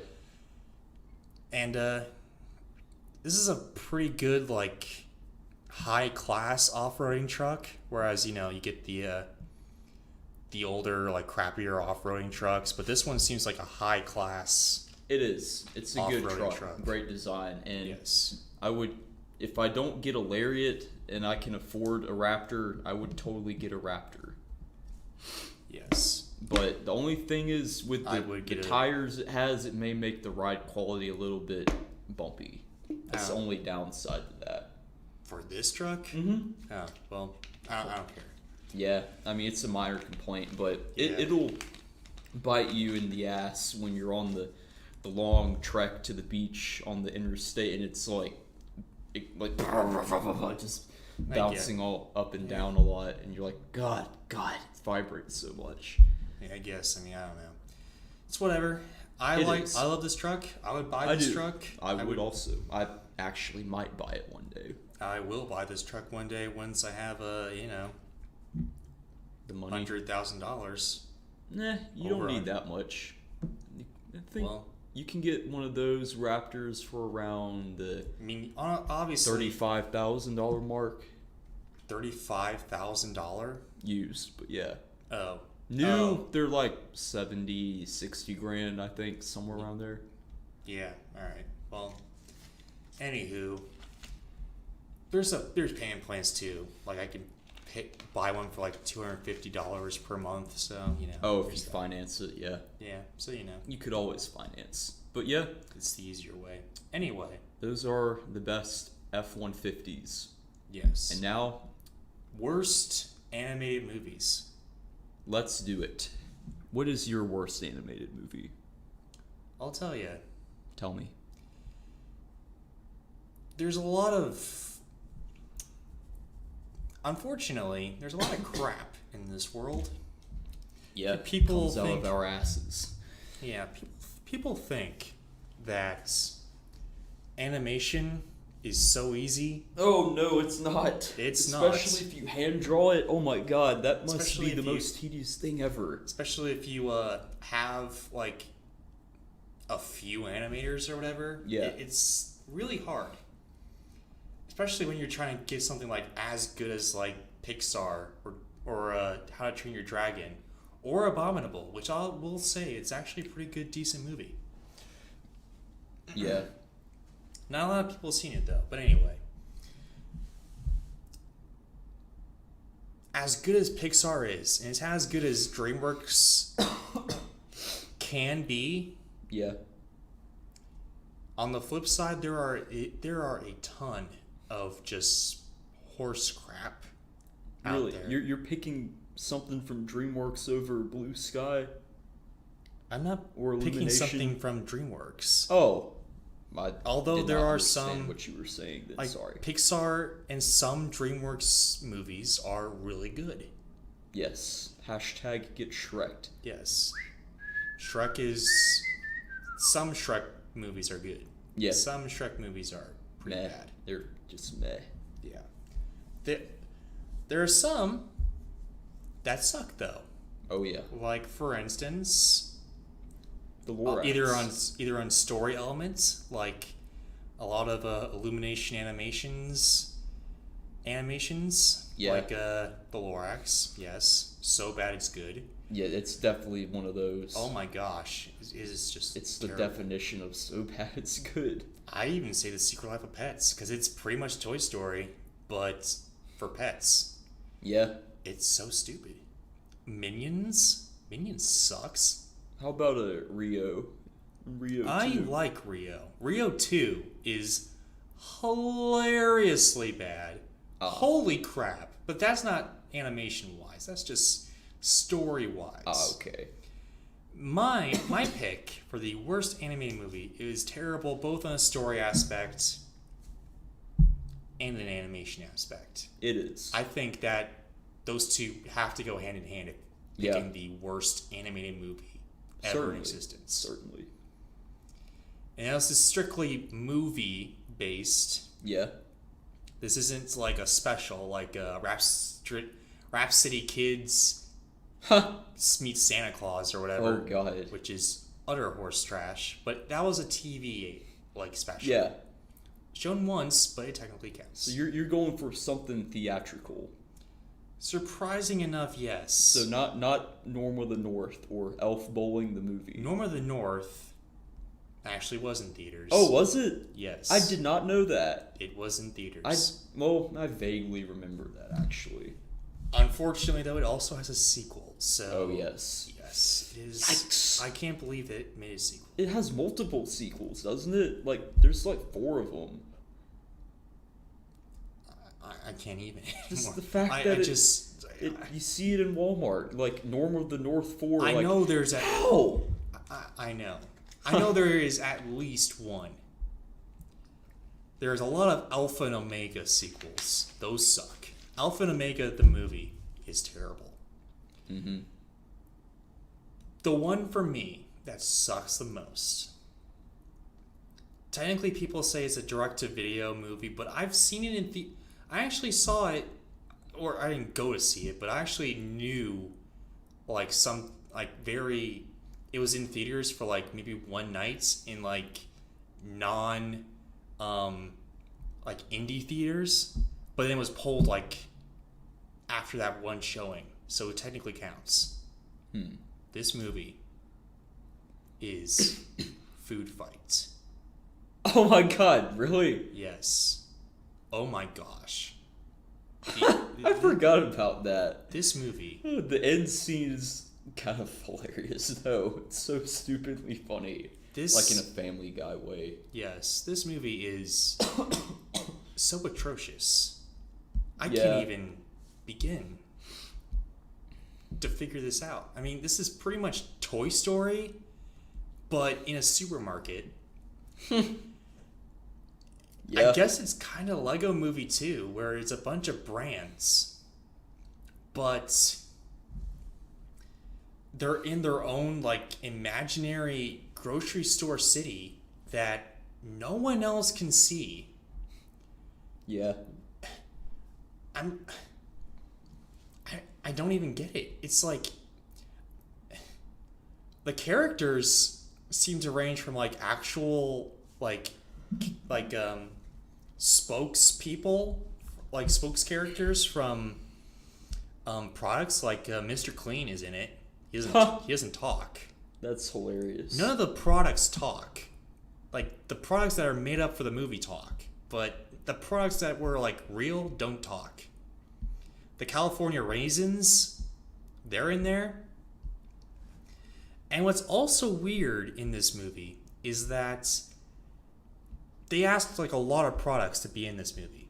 Yeah. Some of them didn't. So they made up characters to replace the movies, to replace the characters. Like there's this banana woman. Yeah. You know that on the sticker there's like this banana woman or whatever. Oh yeah, the Chiquita lady. Yeah. Yeah. They made up a character for her, and all the characters that they make up are just utter idiots and asses. Really? Yes, they're just gross and disgusting, and they did this on purpose, I think, because they wouldn't be in their movie. Huh. It's just underhanded. It's so bad. Yeah. The animation, I guess, like this took like, I don't know, 10 years almost to make. And I guess someone stole the precious animation, so they had to redo it. Yeah. Whoever wanted to steal this, I have no idea. But this animation sucks. It is awful. Huh. Like they're pouring like milk chocolate or whatever on like the evildoers or whatever. Right. It doesn't look like milk chocolate. It doesn't even look like water. Really? It doesn't look like anything. It looks like a blanket. Huh. It's so bad. The characters move in such a weird way. Wow. There's like, and the story is just utter atrocious.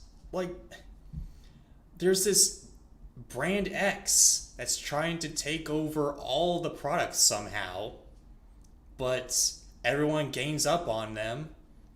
And, you know, the moral of the story is true beauty. Like, the brand X lady is supposed to be like this beautiful, gorgeous woman. Right. But she was evil, so technically that wasn't her true form. She was actually ugly because bad people can't be ugly. Oh my gosh, this movie. It's giving me a brain aneurysm just thinking about it. Really? Yes, it's Wow. terrible. Better head to the hospital then. Holy crap, this thing's atrocious. I mean, they even like add some like very weird jokes. Like, how about them melons? They like make sexual references. They make like there's a Casablanca joke in there. Really? Yeah. And all of a sudden there's like this joke where they start singing like the French national anthem. It's so discombobulated and so stupid. I mean, they should have wrote a better script, honestly. If you write a better script, Yeah. this could be avoided. But this thing is just utter garbage. I'm done talking about this. I can't. It's just so awful. Yeah. Anyway, son, what is your favorite Or least favorite? animated movie? Well, that's an easy answer. It would be Spirit, Stallion of the Cimarron, if that's how you pronounce it. Oh gosh, this movie. I Holy crap. watched this in this cabin we used to own in like Cleveland, Georgia. It was like between Cleveland and Helen. It was called Black Bear, and we would go up there some. And I remember it was either a VHS or a DVD player, probably both. And I remember watching this movie there. We probably rented it from Blockbuster or something. Or no, we owned it. We did own it. Blockbuster. Actually, we bought it, probably from Target. Yeah, I don't really remember much of it for a reason. Yeah. It was just boring as hell. All I remember happening was I see these overly dramatically serious drawn horses running around, like, making horse noises, and then there's a bunch of, like, extremely stereotypical theatrical violin string section music going on, and it sounds like you're on some Disney Epcot ride. Yeah. I mean, And it was just, apparently there was who was it, Matt Damon, you said? yeah, so Apparently he talked in it, and it was a documentary. I don't even remember that, and I just was bored out of my mind, and so I could go the rest of my life never seeing it again. I watched it as well. I get where we're trying to get to. What I they're get trying what to they do, were yeah. trying to do. Yeah. They were trying to make a beautifully animated, I guess, documentary, like pushing the story element of animation, I guess. Right. However, it's boring for It is kids. very boring. Oh my god, it sucked. I remember it. It was some pretty good animation, I guess, I but mean, yeah, the animation looked great, but Yeah, that didn't save it. I didn't save it. It was just so boring. Like, as a kid, I mean, I don't enjoy watching nature documentaries, and this is an animated nature documentary almost. There's a little bit of story I mean, once you get toward the like more toward the end. if it's a documentary, make it like actual real horses and like them in the wild and talk about what they do Yeah, and show it. Not animation. That's just, I mean, it just doesn't work. yeah, I mean, honestly, I can't really talk a whole lot about this, surprisingly, because it's just so boring. That's it. There's nothing to talk about. It's It's just it's so dull. That's the stuff I hate the most, is the dull stuff. Yeah. Even stuff like, man, even something as horrible as like Shark Lor- Tale or the or Lorax. the Lorax or the Bee Movie, like that I can talk about and laugh at the horrible parts. Hell, even Star Wars Episode 2, I would watch over this because at least something happens. They have Senate meetings. Where are the Senate meetings in Spirit? Is there even a horse Senate? I don't think so. I mean, it's very rare that I don't something think so. happens in that movie. At but least yeah, it's something. At least something. In Spirit, it's literally crap. a bunch of animated horses running around like.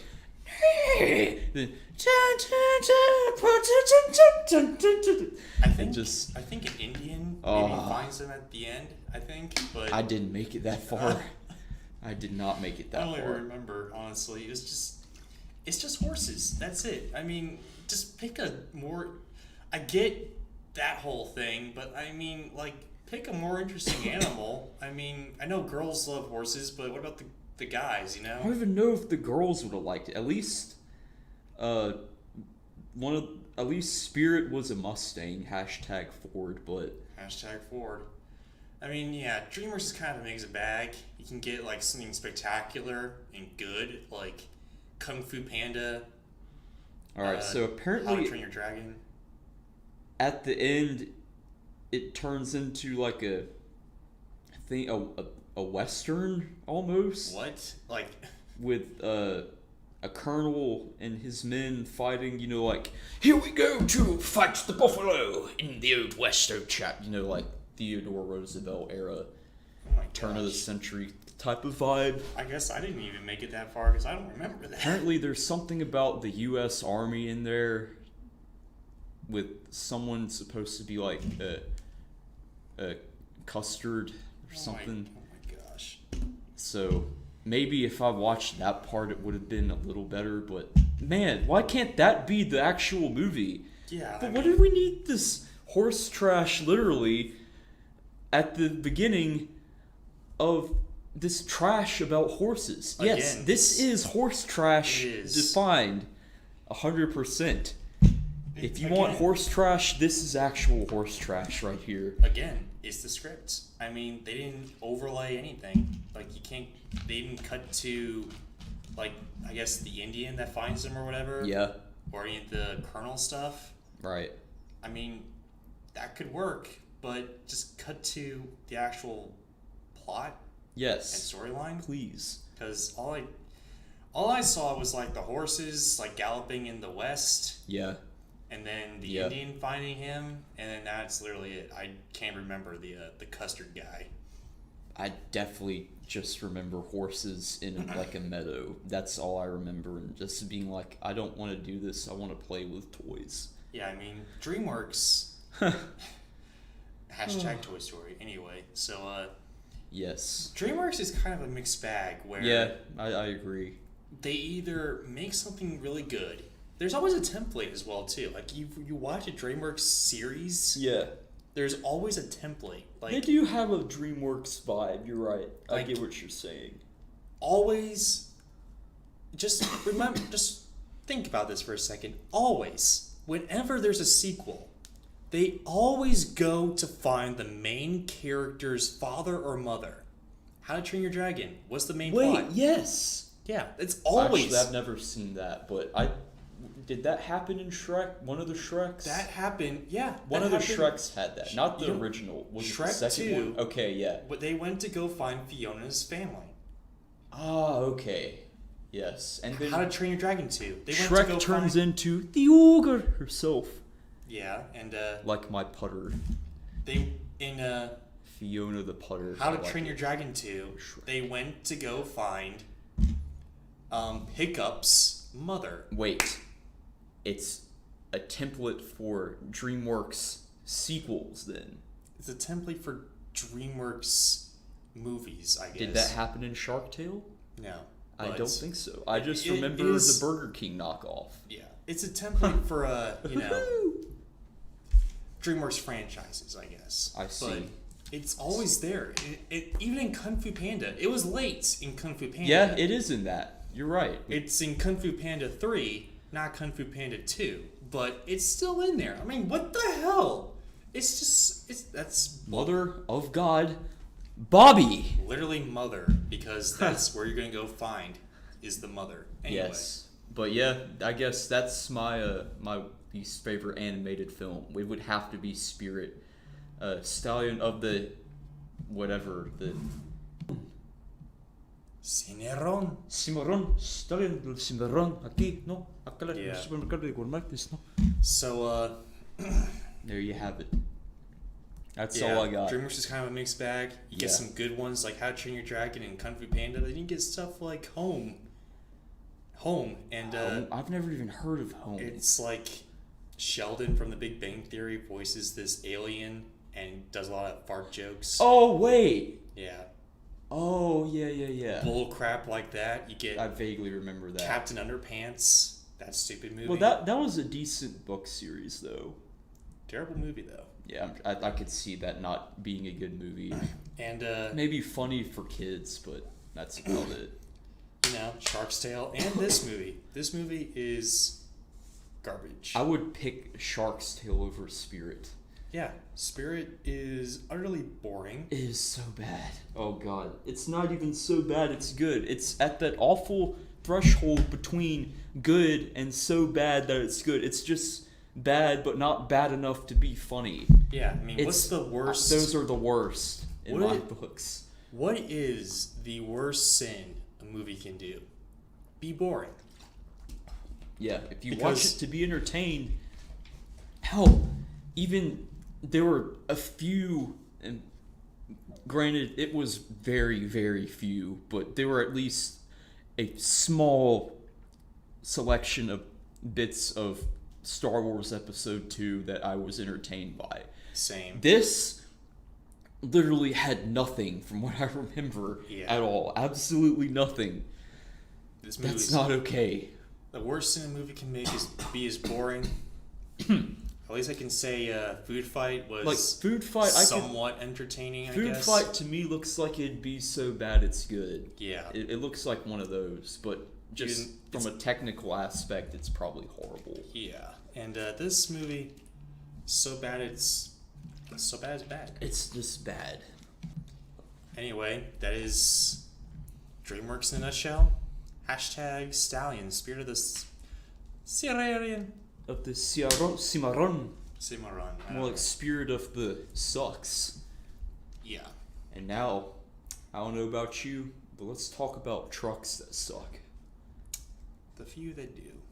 The few from Ford, at least. The few if from if we're Ford. talking Dodge, I could Oh yeah, I there's could a lot. definitely Be here all day. yeah. Don't buy Dodge Hashtag- Rams. Even worse, don't buy a Dodge Dakota. Those Hashtag- are horrible. Hashtag Dodge sucks. Anyway, what is your least favorite Dodge? Or no, what's your least favorite F-150 Well, truck? most Ford F-150s, or even if you want to go way back, the F-100s when those were the base model F-Series trucks, are solid. You know, they're not perfect, but they're very reliable. Except for the 04 to 08 F-150. I'm not even talking about a specific model. They just... I really hate it because those trucks look beautiful, but they did more bad than good on those, I'm afraid. First of all, the 1V6 option is underpowered and I would avoid it at all costs. But then you think, alright, V8's probably better. It might be better from a practicality standpoint, but you know, well, to be fair, the 4.6 V8s are probably okay. If you want an 04 to 08 F-150 with the 4.6 V8, those are okay engines. They're fine. I would trust those. What I would not trust is one with the 5.4, and unfortunately, that's the big powerful motor for those trucks. And like I already talked about it before, but I'll mention again, cam phasers in this very early attempt at a variable valve timing in a V8 was not implemented well, and the cam phasers tick, and it's a big design flaw. The timing chain system's known to screw up. You can have timing issues. Is this your least favorite truck? Yes. Oh, okay. And what else? Spark plugs, 2-piece spark plugs that break off when you try to remove them, and you have to pray that you can use a specialty extraction kit, because if all else fails, you have to take the whole engine apart, which sucks. At that point, you might as well just replace the motor. And on top of that, I rarely hear anything good about these trucks having over 200,000 miles on them. And that's kind of how I judge a truck's reliability. You know, a lot of people think if it has over 100,000 miles, it's unreliable. Well, maybe for something like a Chevy Malibu, but when we're talking trucks tend to just run forever. They're very utilitarian and they just work. And you know, with these 5.4 3-valve Tritons from 04 to 08, they don't do that. Especially the 04 to 06 ones, definitely avoid them, because unless you know they have been meticulously cared for and the oil changes were done like spot on time, then don't get it. Get a Chevy for once. Yeah, because anyway, like I was saying, these don't really do well after 200,000 miles, and from what I've gathered, it's quite common to have to replace the engine around that point. And we have a 97 Chevy C1500 Silverado with 244,000 miles on it. Original engine and transmission runs fine, for the most part at least. Point being, it doesn't have any serious internal damage problems that are expensive and hard to fix. These do. On the bright side, at least I do like the interiors on these trucks. They're very plush and luxurious. Definitely the best interiors of the Ford, Chevy, and Dodge GMC trucks you can get. Ford interiors are by far the best. Very modern looking for the time. Big step up from the 03. And you know, it's just a shame. If they would have put a good solid engine in these trucks, you know, it'd be a great option for a used pickup. But unfortunately, it just isn't. And because of that, that's one time that I would say Ford is not found on road driving as reliably as I'd like. It might be fix or repair daily. Yeah. And yeah, that is my least favorite. What was yours? Well, I don't know, because, you know, I grew up in Detroit. You did. My grandfather worked in the Dearborn assembly plant. He did. So it's kind of tough to go against the family business. Mm-hmm. However, like I was thinking about it all throughout your talk. Yeah. It's just like, what can I, like, Yes. what is a bad Ford F-150? I guess I have to go with yours, honestly. With all You the know stuff what? that I you don't said. blame you. I mean, Because I can't think of any other ones. the rest of them, yeah, like the rest of them are very reliable trucks and they'll treat you well. Yeah, I So- mean, they're even back then, even back in the day, like all the like old trucks, Like in the 70s and the 60s and whatnot. yeah, like they were They were, yeah, good for what they had. Like they had the technology. If they they had were any, on par with the Chevys back then. That's Yeah. back when a Chevy truck was like the thing to have and it would run forever. yeah, I mean, if they could make it better, they would, but they didn't have the technology, so that's what they got. I mean, it's, Like, and I would love 90s to have one. 90s Fords, all they were about was like making the buck, I guess, making the cheapest product for the biggest bang of buck, and I will say in the 90s, the whatever the like your 03 thing or whatever, like the 97 to 03. yeah, that's what I meant. 97 to 03 trucks were just get the best bang for your buck. Those were great trucks. I think they were the best on the market when they were out. Then why'd you say it was the worst? Oh. I was talking about 04 to 08, sorry. Son. You confused me, Chief. Well, I'm sorry. I was really thinking about it and I didn't even hear a word Understandable. you said, honestly. But My anyway, apologies. the 04 to 08, my apologies. I knew it sounded weird, but Accepted. it was cheaper. They were looking for the biggest bang for their buck. Honestly, I think it was because of the war effort, maybe. That, yeah. Maybe. And stuff leading up to the recession.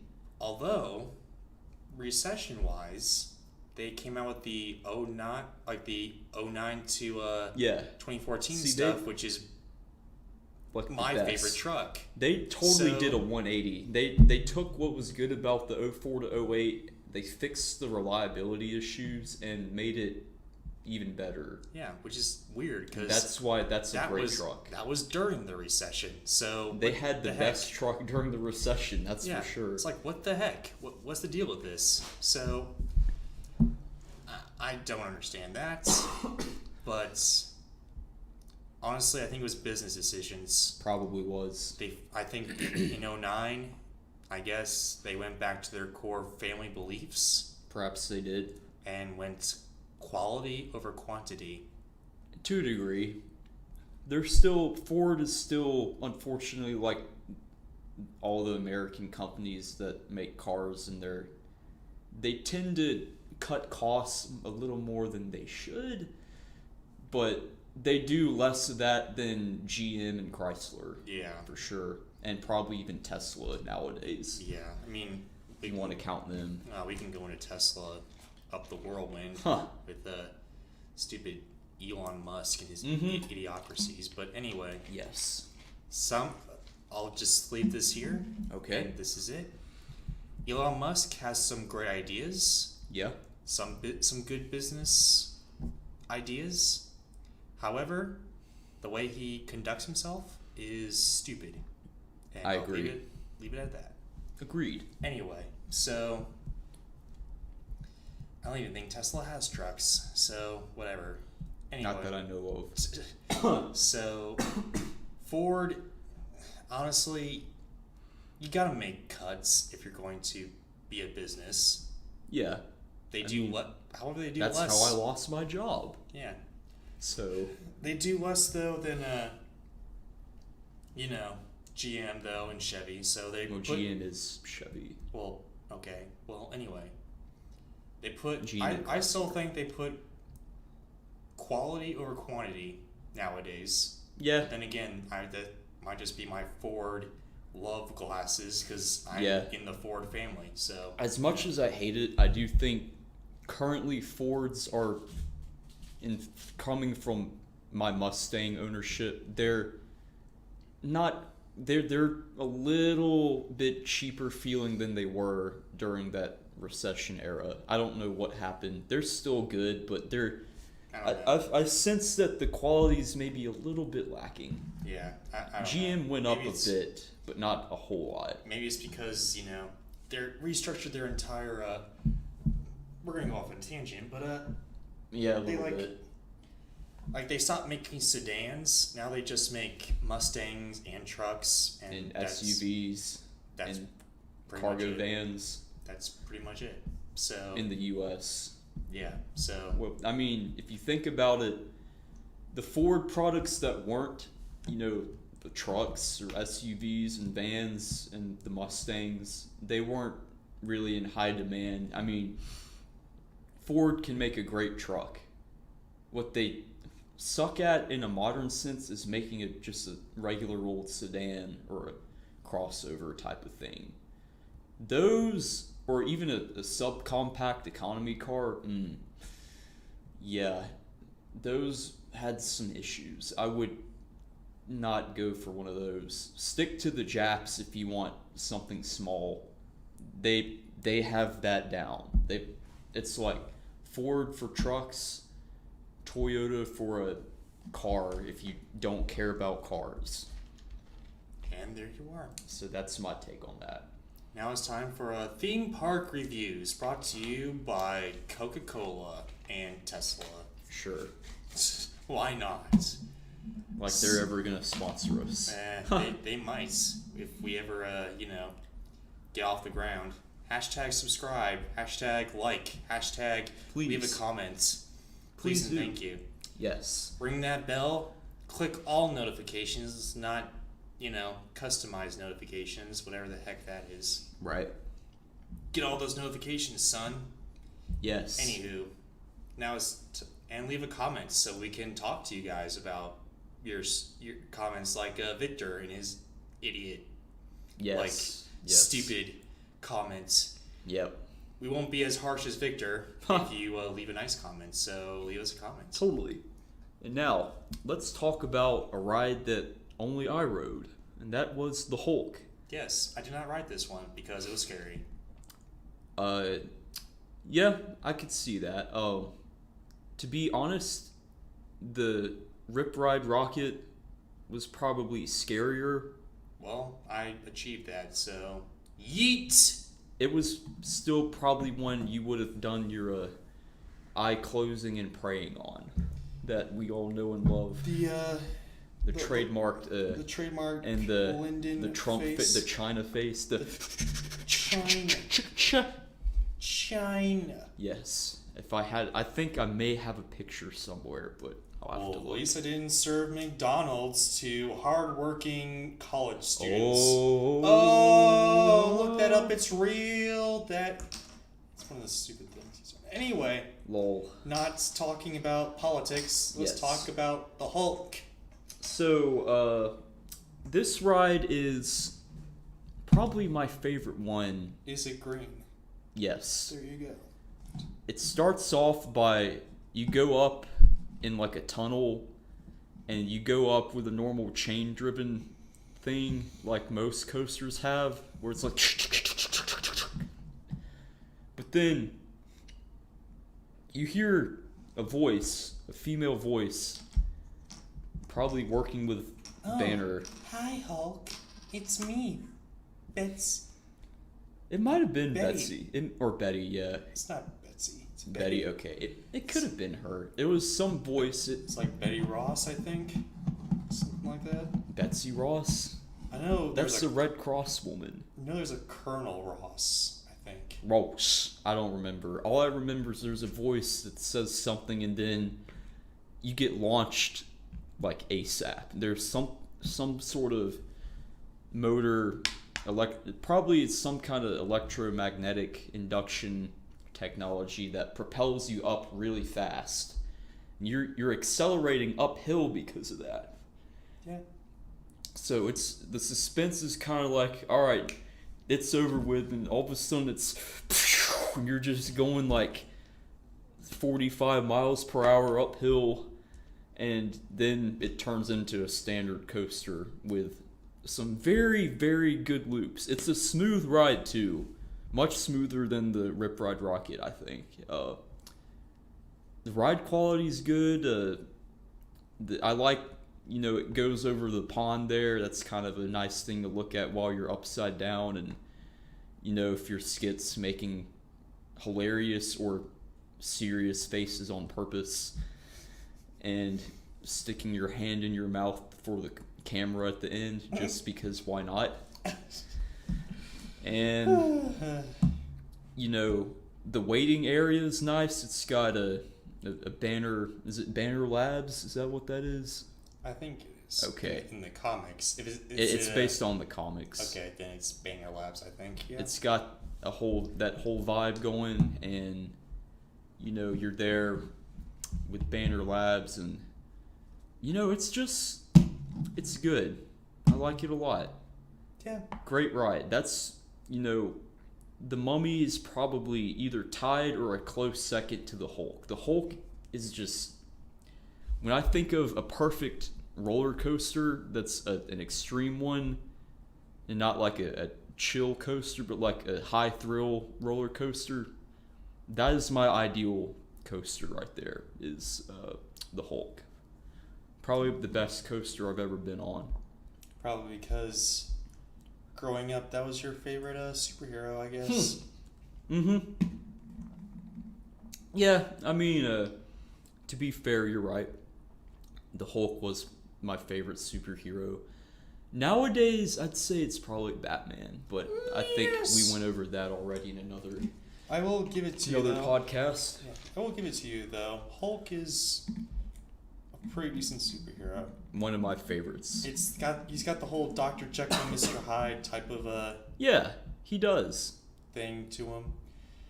I did not ride this ride because No, this you was didn't. earlier in the day, and I was super scared, and I That didn't was want like- to pee my pants. Did you go on the Doctor Doom tower?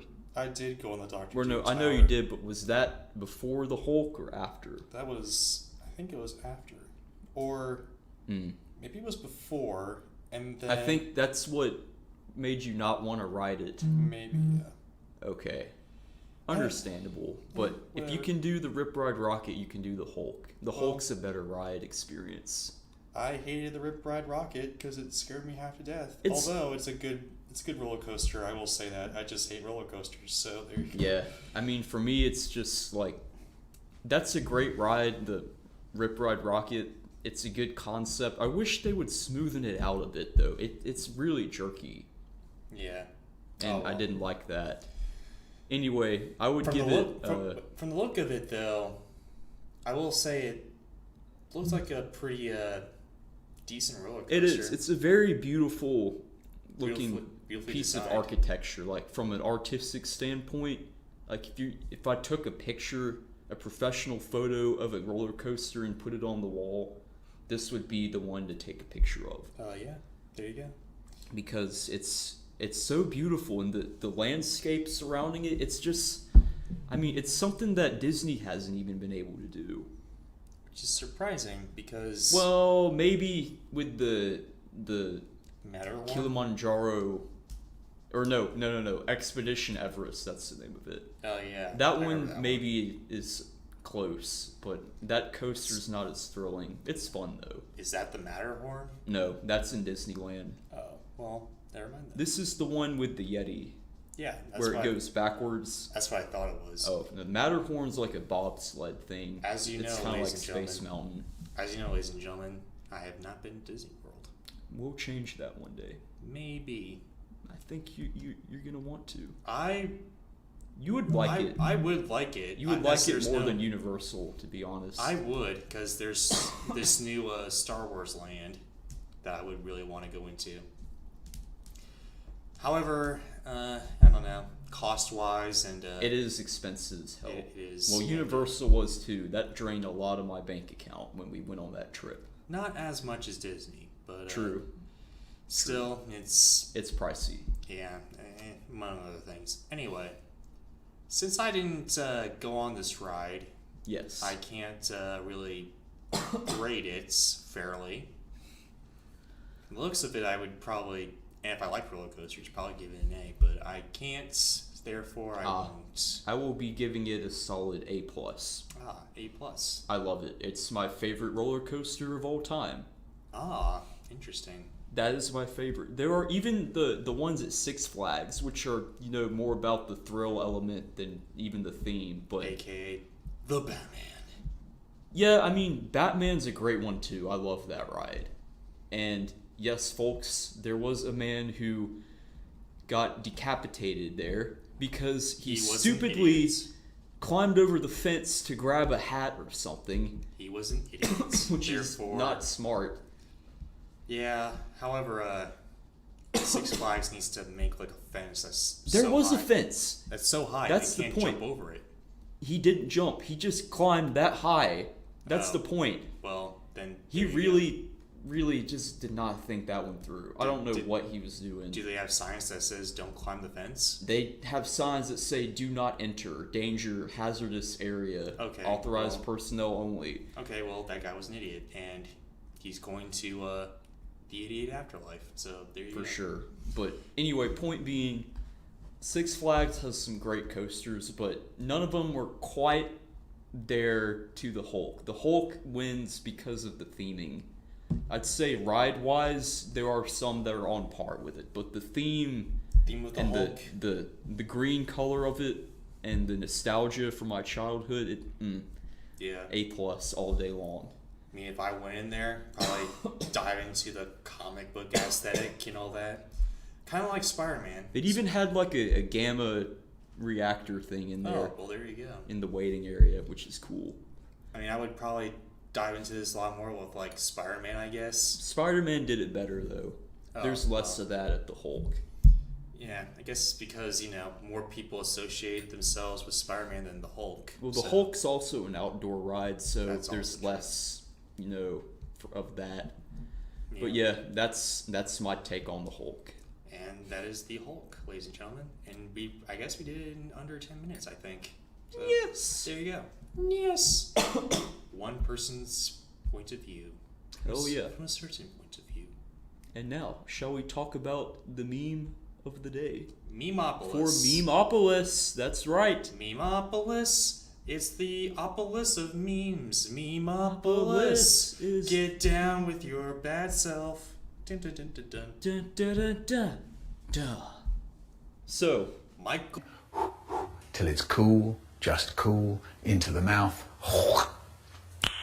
Nice. Rosen. or should I say Michael Rosen? The Rosen rap. The Michael Rosen rap. And you Nice. psh, nice. So, since I dived into most of Doug, the yeah. Memphis bus driver, because I know him more, I don't know a whole lot about Michael Rosen, aka the Rosen rap. Well, All I know, Slam. wait, hold on. All I know is Rosen rap and noise, and the fact that he hates memes. So He hates his own memes, especially. why don't you dive us into Michael Rosen? Well, Slam, I'm gonna apologize ahead of time if your scar from your surgery is gonna hurt. Ow, crap. Already starting now, but I'll tell you a little bit about Michael Rosen.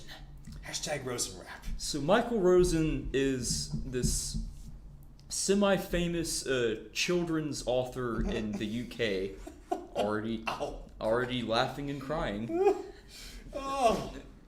So essentially these videos he posts are actually him like telling the stories that he writes in his books, or like some of them are like works of poems and something like that. You know how kids books are. Yeah. Like if you wanted to read the Michael Rosen rap in a kid's book, you can definitely do that, because that's actually what it's about more than the video. It's more of a thing by chance that he got famous from his hilarious gestures and accent. I mean, let's see, some of these titles, like the Michael Rosen rap of all things, it's like the Jacob Hendricks rap. When I was 0, I had food allergies, and then I almost died, and I had allergies. The Jacob Hendricks rap. I don't know. And then the Linden rap. Ow, crap. So, what else? We got no breathing. Ow, Sorry. crap. That's another good one where he's like, we had to snatch a quick breath under our desks. And what was it? We had a teacher who was so strict, we weren't allowed to breathe during her lessons. And then he goes on to talk about how the whiny kids would be like, Miss, can I go out and do some breathing? And the teacher said, no, you got all playtime to do it. Oh, miss, go on. And I'll tell you something what. like that. I'll tell you what, the his I guess the reason why he hates his memes is because he doesn't want the kids to like that's see probably why. to see. I get that. I get that. 100%. However, his books are meme worthy. I mean, it's not the books, really. The books aren't. It's his performances. His performances. That is what's meme-worthy right there. And the books, because the kids can't breathe. I mean, the kid it's has just to breathe. one of and he's those, like, stupid, silly, funny kids things that help them learn how to read. I guess, but it's like, There's, it's so, you know, it's so weird. It's like, how I used to learn to read was like this one book. It was like a tall book. It's like, there's a party in the forest, said the rabbit to the squirrel. It's like, what? Yeah, there's like party this in the forest. There was like, Oh yeah, let's get hype in the forest. Like Shots, yeah. No, all these it was Oh, all man. these animals having a birthday party for this baby deer, and it was like, okay, this is cool, this is nice. You want to know what Kids I learned how not to read on? wait, Oh, hold go on. ahead. Kids not breathing in a school in a school classroom, and the teacher being like, no, you can't go out to breathe. That's kind of disturbing. And like, it gets better. I'll get back to what I was saying in a minute. So in this story, what happens is you have to apparently snatch a quick breath under your desk. You open the desk up, because it's one of those you open up and your stuff's in there. You open it up, you stick your head in it and go... Literally just like that. Watch Michael do it. He did it just like that. And then you have to lower the desk really quietly, because if you do it too loud, you'll get in trouble. And then there was a point where I think a kid did that, and the kid had to go to like solitary confinement or something. What the something heck crazy. is this I was book? like, oh my god, Michael. Holy What crap. are you doing, Michael Rosen? Stick to the rap.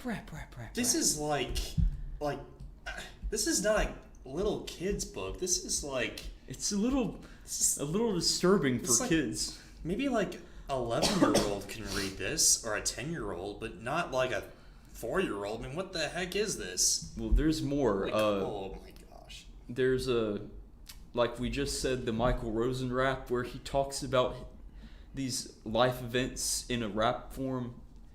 You know, he could talk straight out of his mother's womb or something. Oh my god.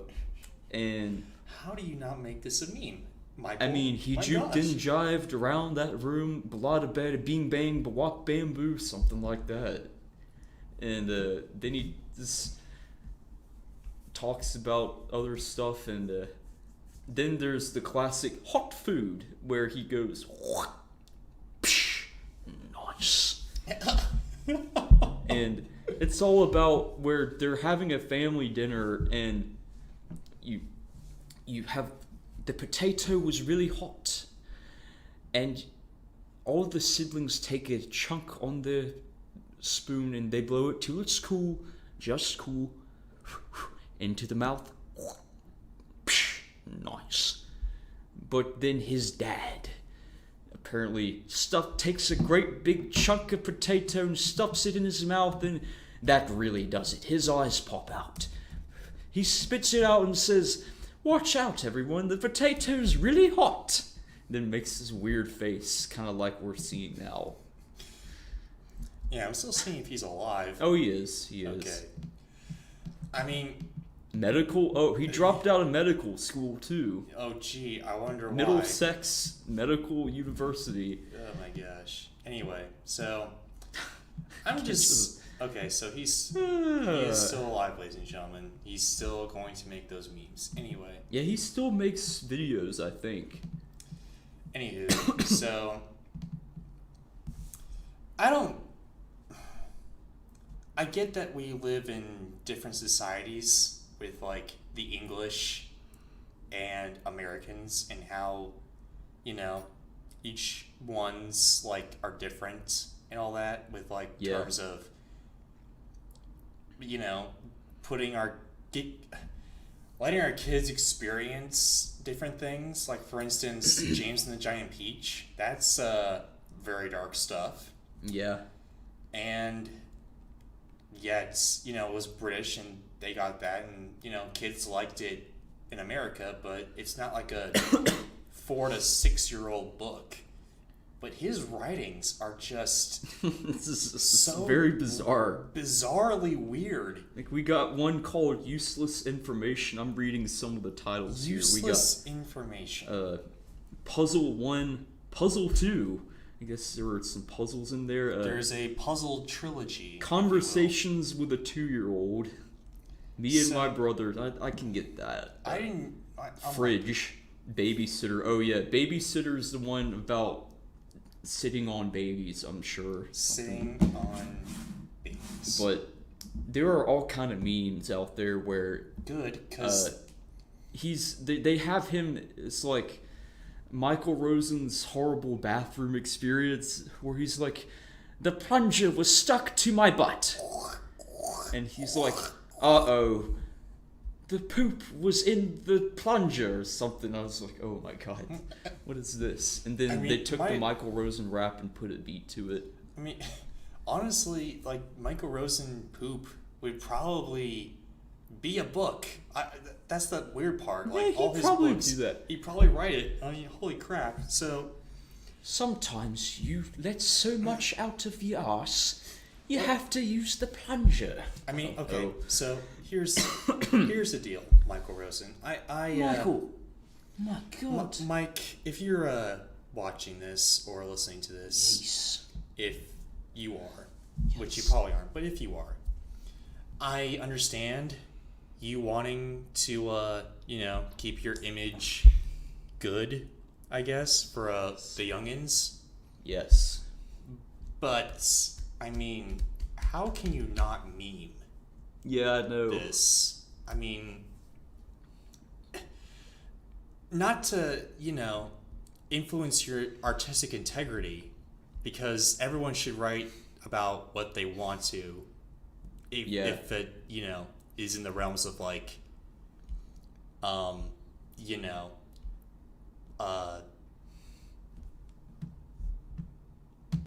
morals. Yes. If it was morals. morally right, then fine.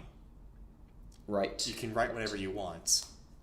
However, your books are really, like, bizarre to Americans. Therefore, Yeah. wherever we find bizarre or weird We're or gonna hilarious, meme we're it. going to meme it. It's so, gonna be memed. yeah, it will be memed. So if And, you don't want to be memed, then write something that's not bizarre. And the stereotypical California millennial, king of memes or whatever. I don't know if you've seen his channel. I have not. Okay, we're gonna review him on an episode coming soon. To a theater near you. Oh my god, this guy, I used to like him, but now I got annoyed. He's very, very stereotypical California liberal hipster. Sorry if you're a liberal party supporter. I don't necessarily mean that in a bad way. I'm just saying this is the stereotype he defines. I don't associate with him. And Don't be mad at me. He's Anyway, just like always saying hella this, hella that, and always talking in this kind of voice. That's gonna be one hella great video. And remember, memes are king. Or it's like that. Oh, God. Why? God, why? I can't remember his name. Anyway. Michael Rosen should make a book about him, and then we'll meme it. Memes are trash. I don't know. Even though you are the most meme-worthy author probably ever, except for a maybe one who might rival him. Maybe is John Green, who wrote *The Fault in Our Stars*, and Oh, really? yeah, he's actually a YouTuber as well. Huh. And I follow his channel, and he would probably be fully all in on memeing him. That's the issue though. So yeah, Michael Rosen, Yeah. please allow us to meme you. This is a free country. Hey, we can do this. This ain't China. Huh.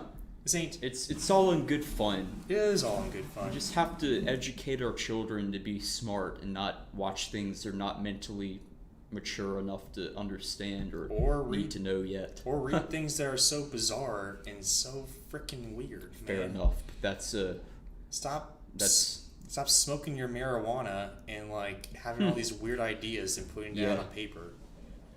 However, you can do that if you want to. Just artistic rendering, I guess. Yes. Different cultures. And now that is it for Michael Rosen. Michael Rosen, keep on Being awesome. being in your own awesome way. and being eccentric and all that. And yeah, he's actually the same age as, which is weird, but he's the same age as Obama and Really? George W. Bush. Oh, like early 60s? No, 1946. Oh. Oh, okay. It's either George W. Bush and Bill Clinton, or George W. Bush and I think it's Clinton and Obama. Bush. No, Clinton Obama and Bush. I think's a little bit younger. I think so, maybe. He's younger than my parents, I know, Yeah. by a little bit. So it was like 1946. Michael Rosen was born in 1946. That's all I'm saying. Okay. So Cool. anyway, Well, now that's all I got. now onward to the as you probably heard, he needed to stretch. I did, sorry. And now onward to the recommendations, if you will. Yes. Son, why don't you give us a recommendation on a truck? Sure. So, if we're specifically talking about recommendations, I would go with the 97 to 03 F-150. But, from what I remember, the way we're doing this is, it's like a recommendation for something that is underrated. I mean, you can pretty much recommend whatever you want, Yeah. but this is what I want, like what I'm envisioning for this podcast is to have kind of a recommendation thing where people who don't know quite like a specific type of thing, if they want to get into it, then they can go and see this, Oh, okay. this like this other thing that if they don't want to see our like best and worst, Okay. they can go and see this other thing Huh. and be like, oh, well, this is good. Okay. That Got it. Most of the time it is underrated, like for So me at it's least. more But like you can do like not, whatever you want. like not being well known. I guess A hidden which is- gem. I guess so. Yeah. Okay. I mean, I got it. if you want to do that, you can recommend, the most popular Ford F-150 if you want to as well. It's up to you, honestly. Well, But the way I see it is kind of like in that realm. Okay. So I'll kind of be doing it. I'll be doing it like that. You can do Alright. it however you want to. well, I know It's how a I'm free gonna do country. it. It is. You can do what you want. Yes. And now I'm going to do it this way. And that is, like I said, the 97 to 03 trucks are great, but they're more well known to be dependable. What not a lot of people realize is the generation before that, the 87 or 8, can't remember, 87 or 88 through 96 trucks. Those are pretty good trucks too. I hear a lot of people talk about putting a lot of miles on them and that they just keep running, especially with the what is it, the 4.9 liter inline 6-cylinder. That motor is built like a tank. And of course you get one with either the 5.0 V8 or the back when it was the OG 5.0. When you have that or the 5.8 liter V8, those trucks are still decently reliable. They're maybe not as good as the 4.9, but I wouldn't shy away from one. So, they're not. I don't hear a lot of people talk about them. I do hear a lot of people praising the 88 through 98. Yeah, 88 through 98 GM trucks. And don't get me wrong, they're amazing. That's why we have one. But they're not... I mean, the Fords from that era aren't talked about as much. And I think they're probably just as good. Maybe even better in some ways, worse in others. I feel like they were built very well. And, they can be had for a little bit less money than the GM trucks. So...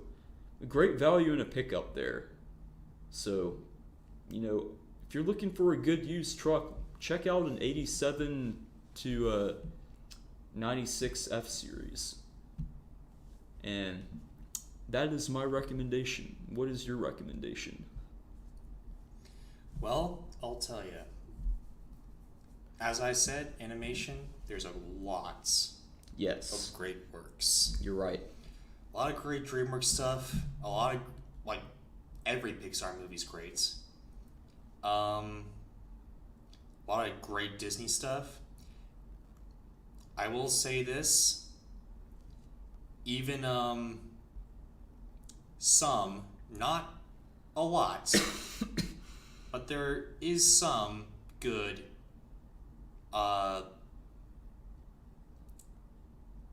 Illumination animation Yeah, films. yeah. The DreamWorks, oh no, not the DreamWorks, Despicable Me series, Mm-hmm. excluding Minions, Right, of course. is pretty good. Everything else is pretty trash. Yeah, I'm gonna agree with you on that. And, yeah, so I think a form of animation, though, that has been really overlooked, Mm-hmm. like since the dawn of animation, I guess, is stop motion animation. Really? Yeah, because we get a lot of 2D animation We do. from Disney, especially back in the day. Right. Especially today, we get a lot of CGI animation. Or Yes. it's like, computer generated animation. Yeah. Like definitely. Toy Story and all that. Pixar, Right. they haven't done a single movie without CGI. Yes. The Prince of Egypt was very close to being on this list because this, The Prince of Egypt is very, very awesome, I would Yep. say. The Okay. music in this movie, it rivals The Lion King and Beauty and the Beast. Wow. It is so good. Okay. Cool. There are some story elements that kind of suck, but overall, it's a fantastic Moses movie, and it's and on top of it, it's a Moses musical. I mean, holy crap! Wow. That is, A Moses musical. yeah. You would think that this would be stupid, Yeah, but they it's- did it well, I guess. they did it fantastic, and I would probably talk about this some other time, but Okay. I just gotta pick something that would align with that. Anyway, that's not it though. Yeah. Stop motion animation. This is a art form, okay? You gotta spend so much time moving this figure ever so slightly, Yeah.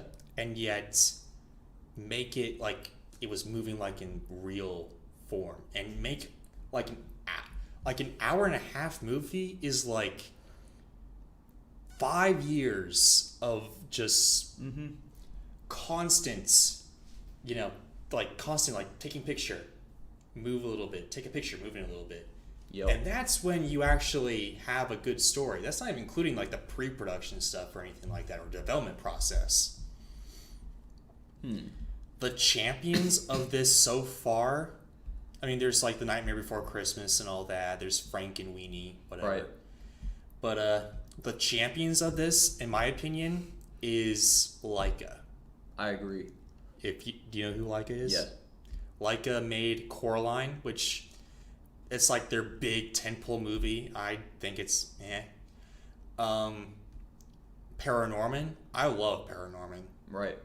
But the one movie that I think they knocked it out of the park with, many people don't really talk about nowadays, is Kubo and the Two Strings. I've never even heard of that. Yeah, exactly. See? Not many, a lot of people heard about this when it came out. Not many people talk about it nowadays. But Kubo and the Two Strings is kind of like Avatar, The Last Airbender, if you kind of suck a little bit of the comedy out of it. It is a straightforward, drama, honestly. It's an action-adventure drama Huh. with a little bit of comedy mixed in, of Yeah. course, but it's not about the comedy. This was directed by Travis Knight. Uh-huh. Yeah. So he's the same guy that directed Bumblebee. Oh, really? Yes. It's probably good then. Yeah. Huh. So, what he does, and I've seen this in Bumblebee and in this movie, Right. is where there's action in there, yes, and the action's good, but it's not about the action. It's about the story, and it's about the characters. That's what this Kubo and the Two Strings is all about. It's about Kubo, who lost his mother due to, like, her going, like her, she's like in a vegetable, pretty much. Oh, no. Yeah. And so he has to go find her soul, pretty much, using his two strings, and finds his father, who is Matthew McConaughey. Huh. Well. And he's kind of like this, I don't know, this lobster kind of guy, half lobster, half man or whatever. Huh. And he has to deal with the forces of evil. And I just gotta say right here, what they were able to do with the models and the animation, Right. like all these are like tangible things, but like what they did was beautiful. This thing is gorgeous to look at. Huh. The music's not really that memorable. The animation's like gorgeous. The story is like an epic. This is like, I don't know, like if you would see like the Odyssey or something, it's kind of like that epic scale. Okay? Huh. There's so much going on. I'm not going to like detail what goes on in there because I want everyone to go in it with open eyes, but honestly, it is just breathtakingly gorgeous and just awesome. Yeah. This movie is literally a pure gem of a movie. Okay. I'll check it out. Honestly, this would probably get an A+ if I was grading this, but I'm not. So go check this out. This thing needs more recognition because not only does this movie need more recognition, but Laika itself needs more recognition. I Because have seen Coraline. Yeah. So it was Coraline is a decent movie, so Coraline is they have their talent. Coraline is their like tentpole movie. It's their first movie technically. They're based in like I think somewhere around the Eastern American shoreline, I guess, somewhere around there. They're not based in Atlanta. I know they're like based somewhere. No, they're not that. They're based in Oregon. Oh, There we go. that's the complete opposite. That's the complete opposite. They are not. Yeah, they're not. They're not based in California, but they are based in Oregon, which is, I guess, they get more deals when it comes to getting the talent up there and all that. Anyway, Laika is kind of going through some stuff right now, like with Missing Link. They lost money with Missing Link, which I thought was fine. Story-wise, it wasn't that fantastic of a movie. But Laika is losing money, and right now they don't have a project coming up, which is That's not a good sign. not a good sign. It's kind of crap. And Sign of bankruptcy. it is, and we can't let this go down. Okay, we need this to grow because I love the movies that they make. They make some quality stuff. Like so far, I think the worst movie that they've made was Missing Link, and that was good. I think that was good. Like all their other movies were fantastic. We need talent like this. We need animation houses like this. Huh. It's just people don't like, I guess, stop motion animation. It looks weird, which granted, but I mean, they're getting better and better and better. Yeah. I think they need more. I think they need more houses like this. Laika, I agree. Laika's great. They are. Yeah. So go out there and support Laika with buying their Blu-rays and DVDs and buying their movie downloads and all that. Don't pirate, kids. Yes, don't be pirating. So, that's it for this podcast. That's it. It is. So, what will your best and worst segment be for next week? I'm gonna go with. I'm gonna go with the best and worst department stores. Okay, I'll be down with that. How about you? Well, dang. To go along with that, I guess. Go with it's kind of, Tough choice, huh? it is a tough choice. Yeah. I'll go with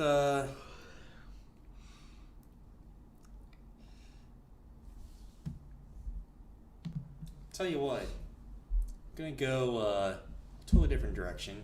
Okay. Best and worst country song. All right. I'm down for that. Because there's some choice words I would love to talk about the country industry. Okay. I've got some Or no, the best country and worst for that too. the country music industry. Fair enough. Put it like that. As And, a guitarist, I can relate to that. So. Yes.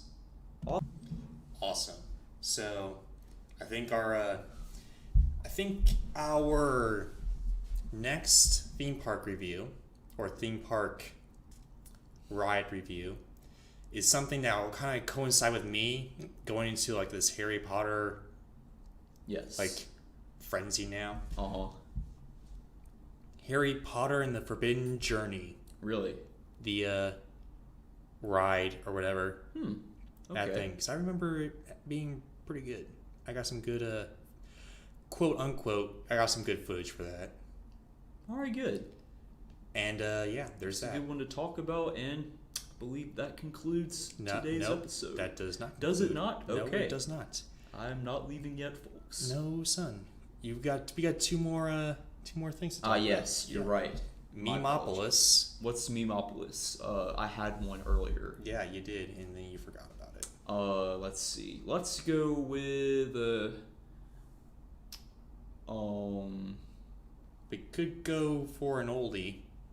I had one. Oh, MLG videos. MLG videos. Yes, The those heck are is that? hilarious. The heck is that? Give me one. Like a MLG Thomas the Tank Engine, for example. Oh, like dun dun dun dun. dun, dun. Smoke weed every day. You know, like that. Okay. Well, there we go. It's a There whole it is. genre on itself Okay. of memes. Well, there you go. I guess there's that one. I would choose the next meme though. Okay. And then next YouTube channel thing. Tubing with the YouTubers. Yes. I'm going to pick Super Carlin Brothers. I knew you were. Yeah. Cuz honestly, I discovered them recently and all of a sudden I was like, "Oh my gosh, this is the channel that I modeled my channel after." Or wanted to model my channel after.